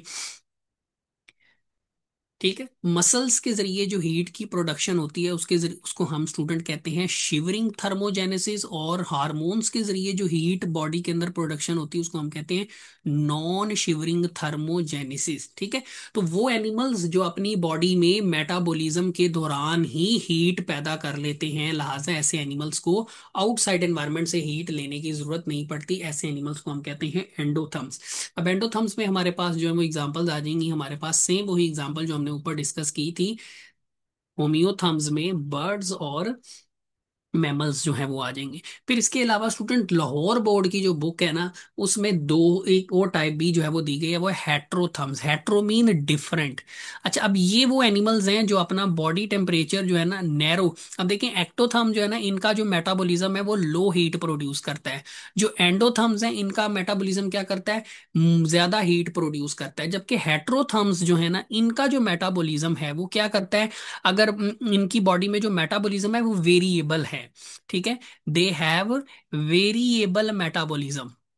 इनकी बॉडी में जो मेटाबॉलिज्म है ना, मेटाबॉलिक रेट जो है वो वेरी करता रहता है। मतलब कभी मेटाबॉलिक रेट जो है वो ज्यादा होगा, जब मेटाबॉलिक रेट ज्यादा होगा तो ये ज्यादा हीट प्रोड्यूस करेंगे। और कभी मेटाबॉलिक रेट जो है वो कम होगा, तब ये कम हीट प्रोड्यूस करेंगे। तो कभी ये एक्टोथर्म कैटेगरी में आ रहे होंगे, कभी ये एंडोथर्म कैटेगरी में आ रहे होंगे। तो हेट इसीलिए वर्ड यहाँ पे यूज हुआ है। Hetero mean different, therm mean heat. तो इनके लिहाजा चूंकि ये जो एनिमल्स हैं they have variable metabolic rate, so produce क्या करेंगे, प्रोड्यूस यहाँ हम कह सकते हैं, प्रोड्यूस की जगह कैन नोट मेंटेन। चूंकि इनका मेटाबॉलिक रेट वेरी करता रहता है, लिहाजा ये animals can not maintain body temperature within a range. तो ये एक रेंज के अंदर जो है अपना बॉडी टेम्परेचर जो है वो मेंटेन नहीं रख पाते। इसमें हमारे पास जो है वो हमिंग बर्ड्स आ जाएंगे, हमिंग बर्ड्स। और इसमें हमारे पास सेकंड जो टाइप दी गई है, वो एग्जांपल दी गई है, वो है बैट्स की। ठीक है। तो हेट्रोथर्म्स ऐसे एनिमल्स हैं जिनका मेटाबॉलिक रेट जो है वो वेरिएबल होता है, जिसकी वजह से अपना बॉडी टेम्परेचर एक रेंज के अंदर जो है वो मेंटेन नहीं रख पाते। बॉडी हीट कभी ज्यादा होगी, बॉडी में हीट की प्रोडक्शन, और कभी हीट कम होगी। डिपेंड करता है, असल में इन ऑर्गेनिजम्स का लाइफ स्टाइल ही इस तरह का होता है कि इनमें जो मेटाबॉलिक हीट प्रोडक्शन जो है वो कभी ज्यादा होती है और कभी कम होती है। अच्छा, इसके बाद स्टूडेंट हमारे पास जो नेक्स्ट टॉपिक है ना, वो है थर्मोस्टेट एंड फीडबैक मैकेनिज्म। तो यहाँ पे स्टूडेंट हमारे पास जो है ना, ये एक डायग्राम दी गई है। थर्मोस्टेट है हीट कि हमारी बॉडी में जो टेम्परेचर है उसको मेंटेन कौन करता है। तो याद रखिएगा, हमारी बॉडी के अंदर टेम्परेचर को एक फीडबैक मैकेनिज्म के जरिए जो है वो कंट्रोल किया जा रहा होता है। और उसमें एक बॉडी का एक पार्ट है जिसको हम कहते हैं थर्मोस्टेट। थर्मोस्टेट क्या है, ये बॉडी का वो पार्ट है जो क्या करता है, हमारी बॉडी में टेम्परेचर को रेगुलेट करने का जो है वो जिम्मेदार है, उसको मेंटेन करने का जो है वो जिम्मेदार है। और बॉडी के अंदर ये हिस्सा जो है क्या कहलाता है, डैट इज एक्चुअली हाइपोथैलेमस। ठीक है। हाइपोथैलेमस हम स्टूडेंट पढ़ चुके हैं कि ये हमारे फोर ब्रेन का जो है वो पार्ट है। ठीक है। सिंपली हम कहें तो ये हमारे ब्रेन का एक पार्ट है जिसको हम थर्मोस्टेट कहते हैं। ये क्या करता है जी, ये ब्लड को जो है वो चेक करता है, क्योंकि इसके अंदर मुख्तलिफ किस्म के ऑस्मो रिसेप्टर्स पाए जाते हैं, थर्मो रिसेप्टर्स पाए जाते हैं, जो ब्लड का जो टेम्परेचर है उसको क्या करते हैं, चेक करते रहते हैं। और जैसे ही ये देखते हैं कि टेम्परेचर जो है वो बॉडी का कम या ज्यादा हो रहा है, तो उसके अकॉर्डिंगली, ठीक है, ब्लड के टेम्परेचर को चेक करते हैं और अकॉर्डिंगली जो है वो ये हाइपोथैलेमस क्या करता है, initiate actions in the body. और उसके मुताबिक बॉडी के अंदर जो है वो एक्शंस क्रिएट किए जाते हैं। जैसे यहाँ पर स्टूडेंट अगर हम कुछ टर्म्स की बात करें, लेट से अगर बॉडी के अंदर जो है वो हीट को पैदा करना है, तो उसके लिए भी कुछ रिस्पॉन्स जो है वो क्रिएट किए जाते हैं। जैसे कुछ टर्म्स हमने स्टूडेंट यहाँ पे याद रखनी है। जैसे एक टर्म है शिवरिंग, जो हमने ऊपर भी यूज की थी, shivering thermogenesis. Thermo mean heat, genesis mean production. ठीक है। तो प्रोडक्शन ऑफ हीट, ठीक है, थ्रू मसल्स, मसल्स के जरिए, मसल्स की कॉन्ट्रेक्शन के जरिए। ठीक है। प्रोडक्शन ऑफ, तो डेफिनेशन क्या होगी इसकी, production of heat bye spasmodic, ठीक है, स्पाज्मोडिक अचानक, कॉन्ट्रैक्शन शदीद भी वर्ड यूज होता है इसके लिए, कॉन्ट्रैक्शन ऑफ मसल्स, तो मसल्स की कॉन्ट्रैक्शन से जो हीट पैदा होगी that is called shivering. Let's, अब ये टेक्निक कब फॉलो होगी, जब बॉडी का जो टेम्परेचर है, लेट्स से बॉडी का जो, अगर हम ह्यूमन बीइंग की बात करें, जैसा कि आप जानते हैं हमारी बॉडी का टेम्परेचर 37 है। अब जैसे ही हमारी बॉडी का टेम्परेचर 37 से कम होगा, मतलब ये कौन सी कंडीशन बनेगी, कोल्ड कंडीशन बनेगी, तो उसको इन्हांस करके दोबारा 37 पे लाने के लिए बॉडी के अंदर एक जो एक्शन इनिशिएट होगा हाइपोथैलेमस की तरफ से, वो होगा शिवरिंग थर्मोजेनेसिस, जिसमें जो है वो मसल्स जो है वो कॉन्ट्रैक्ट करेंगे, जिसको हम कहते हैं कपकपी तारी होना। तो उसके उससे क्या होता है, बॉडी के अंदर हीट प्रोड्यूस होती है, जिससे बॉडी क्या कर रही होती है, टेम्परेचर को दोबारा 37 पे लाने की कोशिश करती है। फिर इसी तरह सेकंड जो एक्शन है बॉडी के अंदर हीट को प्रोड्यूस करने का, वो है जी नॉन शिवरिंग थर्मोजेनेसिस। अब इसमें शिवरिंग नहीं होगी, इसमें कपकपाहट नहीं होगी, इसमें मसल्स इन्वॉल्व नहीं होंगे, लेकिन इसके बावजूद हीट की प्रोडक्शन हो रही होगी, और वो जी होगी हार्मोन्स के जरिए। तो हमारी बॉडी के अंदर बहुत सारे ऐसे हार्मोन्स बनते हैं, जैसे थायरोक्सिन हार्मोन है, वो भी हीट प्रोडक्शन में हेल्प करता है। तो production of heat by hormones, by hormones null production, तो हार्मोन्स की प्रोडक्शन से जो हीट बॉडी में पैदा होगी, that will be known as non shivering thermogenesis. फिर इसके अलावा कुछ और एक्शंस भी जो है वो बॉडी परफॉर्म करती है, लाइक एक और टर्म यूज की जाती है, वेजो कॉन्स्ट्रिक्शन। अब वेजो जो है ये वेसल से लफ्ज निकला है, इसमें क्या होता है, बॉडी की जो स्पेशली जो स्किन के अंदर जो ब्लड वेसल्स होती हैं, कॉन्स्ट्रिक्शन ऑफ ब्लड वेसल्स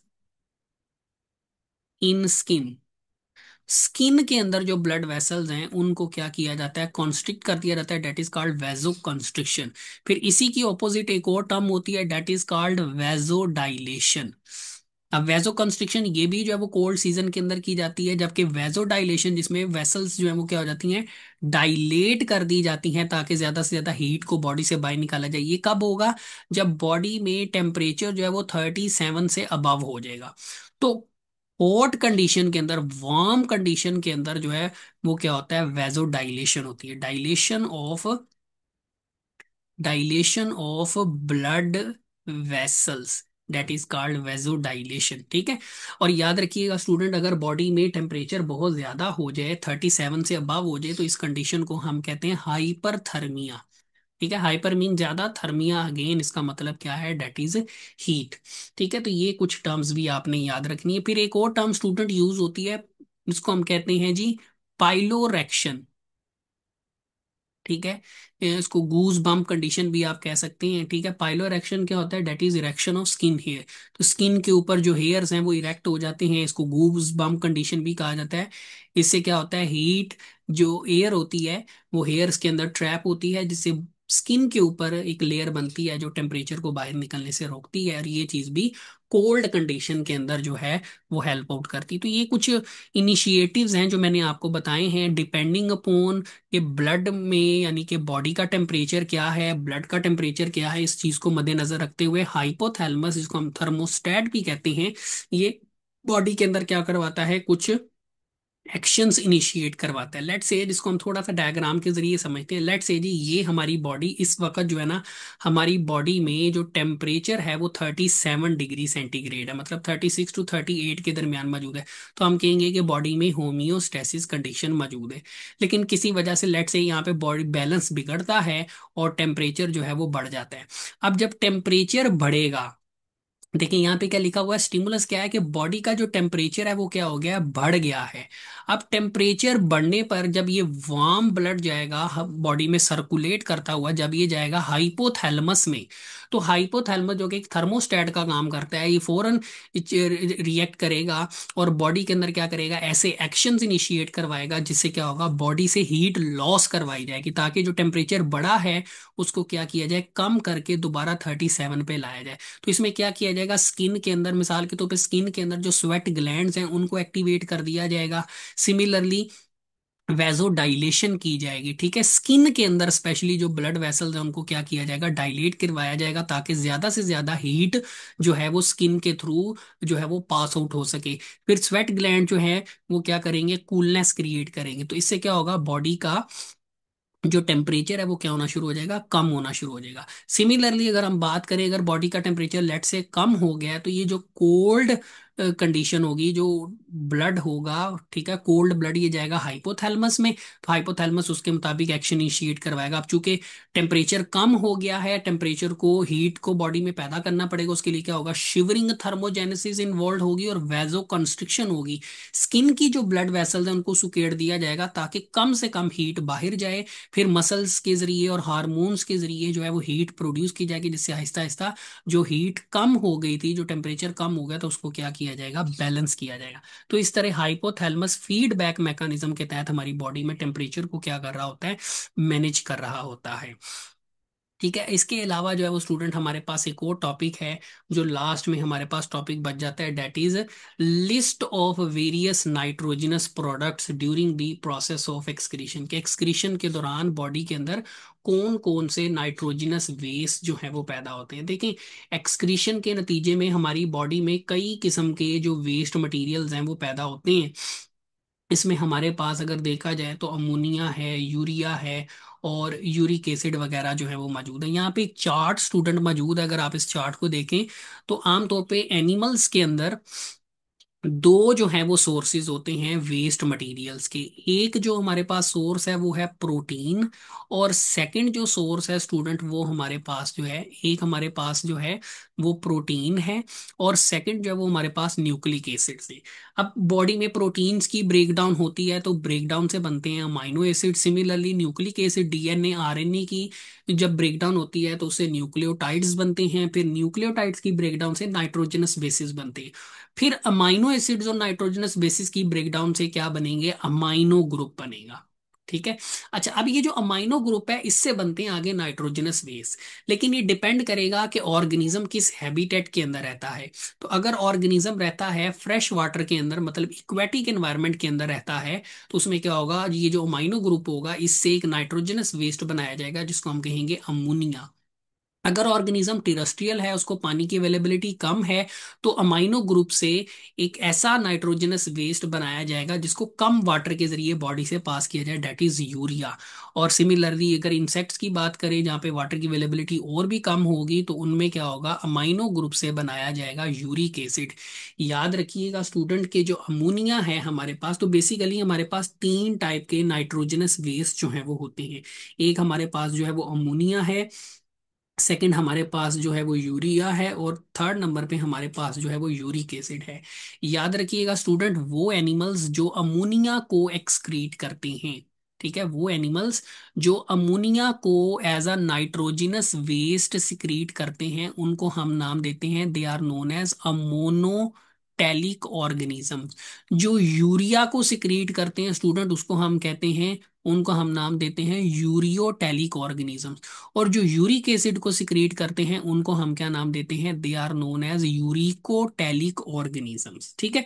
अच्छा, अब मैंने ये बताया था कि अमोनिया को इक्वेटिक एनिमल्स के अंदर नाइट्रोजनस बेस के तौर पर रखा गया है। उसकी वजह ये है कि 1 ग्राम अमोनिया जो है ना, उसको बॉडी से बाहर निकालने के लिए लगभग 500 ml वाटर रिक्वायर्ड होता है। सिमिलरली 1 ग्राम यूरिया को अगर बॉडी से निकालना है तो उसके लिए 50 ml वाटर जो है वो रिक्वायर्ड होता है। और यूरिक एसिड के 1 ग्राम को अगर बॉडी से निकालना है तो उसके लिए सिर्फ 1 ml वाटर ही जो है वो रिक्वायर्ड होता है। ये भी आपने याद रखना है। अच्छा, इसके अलावा अगर हम बात करें तो हमारे पास जो है एग्जाम्पल्स यहाँ पे मौजूद हैं, इक्वेटिक एनिमल्स हैं जिनमें फिशेज आ जाती हैं। फिर इसके अलावा जो है वो हमारे पास कुछ सिलंट्रेट्स हैं। ठीक है, सिलंट्रेट्स, फिशेस, ठीक है, स्पोंजिस और प्रोटोजोआंस। ये वो ऑर्गेनिजम्स हैं जो कि अमोनिया को जो है वो क्या करते हैं, सिक्रीट करते हैं। और remember, all these organisms are present in fresh water, aquatic environment के अंदर जो है वो पाए जाते हैं। बाकी एग्जांपल्स में यहाँ पर हमारे पास बर्ड्स, इंसेक्ट्स और रेप्टाइल्स वगैरह मौजूद हैं। ये एग्जांपल्स आपने याद रखनी है। सो डिपेंडिंग अपॉन हैबिटेट, जैसे जैसे हैबिटेट चेंज होता जाएगा, जो वेस्ट मटेरियल्स हैं वो भी क्या होते चले जाएंगे, चेंज होते चले जाएंगे। तो ये एक माइनर सा टॉपिक जो है ये भी आपने जो है वो तैयार करना है। इसमें जो चीज़ें मैंने आपको बताई हैं सिर्फ यही आपने जो है वो कवर करनी है कि कौन से ऑर्गेनिजम्स के अंदर वेस्ट बन रहा है, किस टाइप का वेस्ट बन रहा है, उन ऑर्गेनिजम्स को हम क्या कहते हैं, और उन वेस्ट मटेरियल्स को बॉडी से निकालने के लिए जो है वो कितने ml वाटर जो है वो रिक्वायर्ड होता है। तो यहाँ पे हमारा स्टूडेंट होमियोस्टेसिस वाला जो चैप्टर है वो हमारा कंप्लीट हो गया।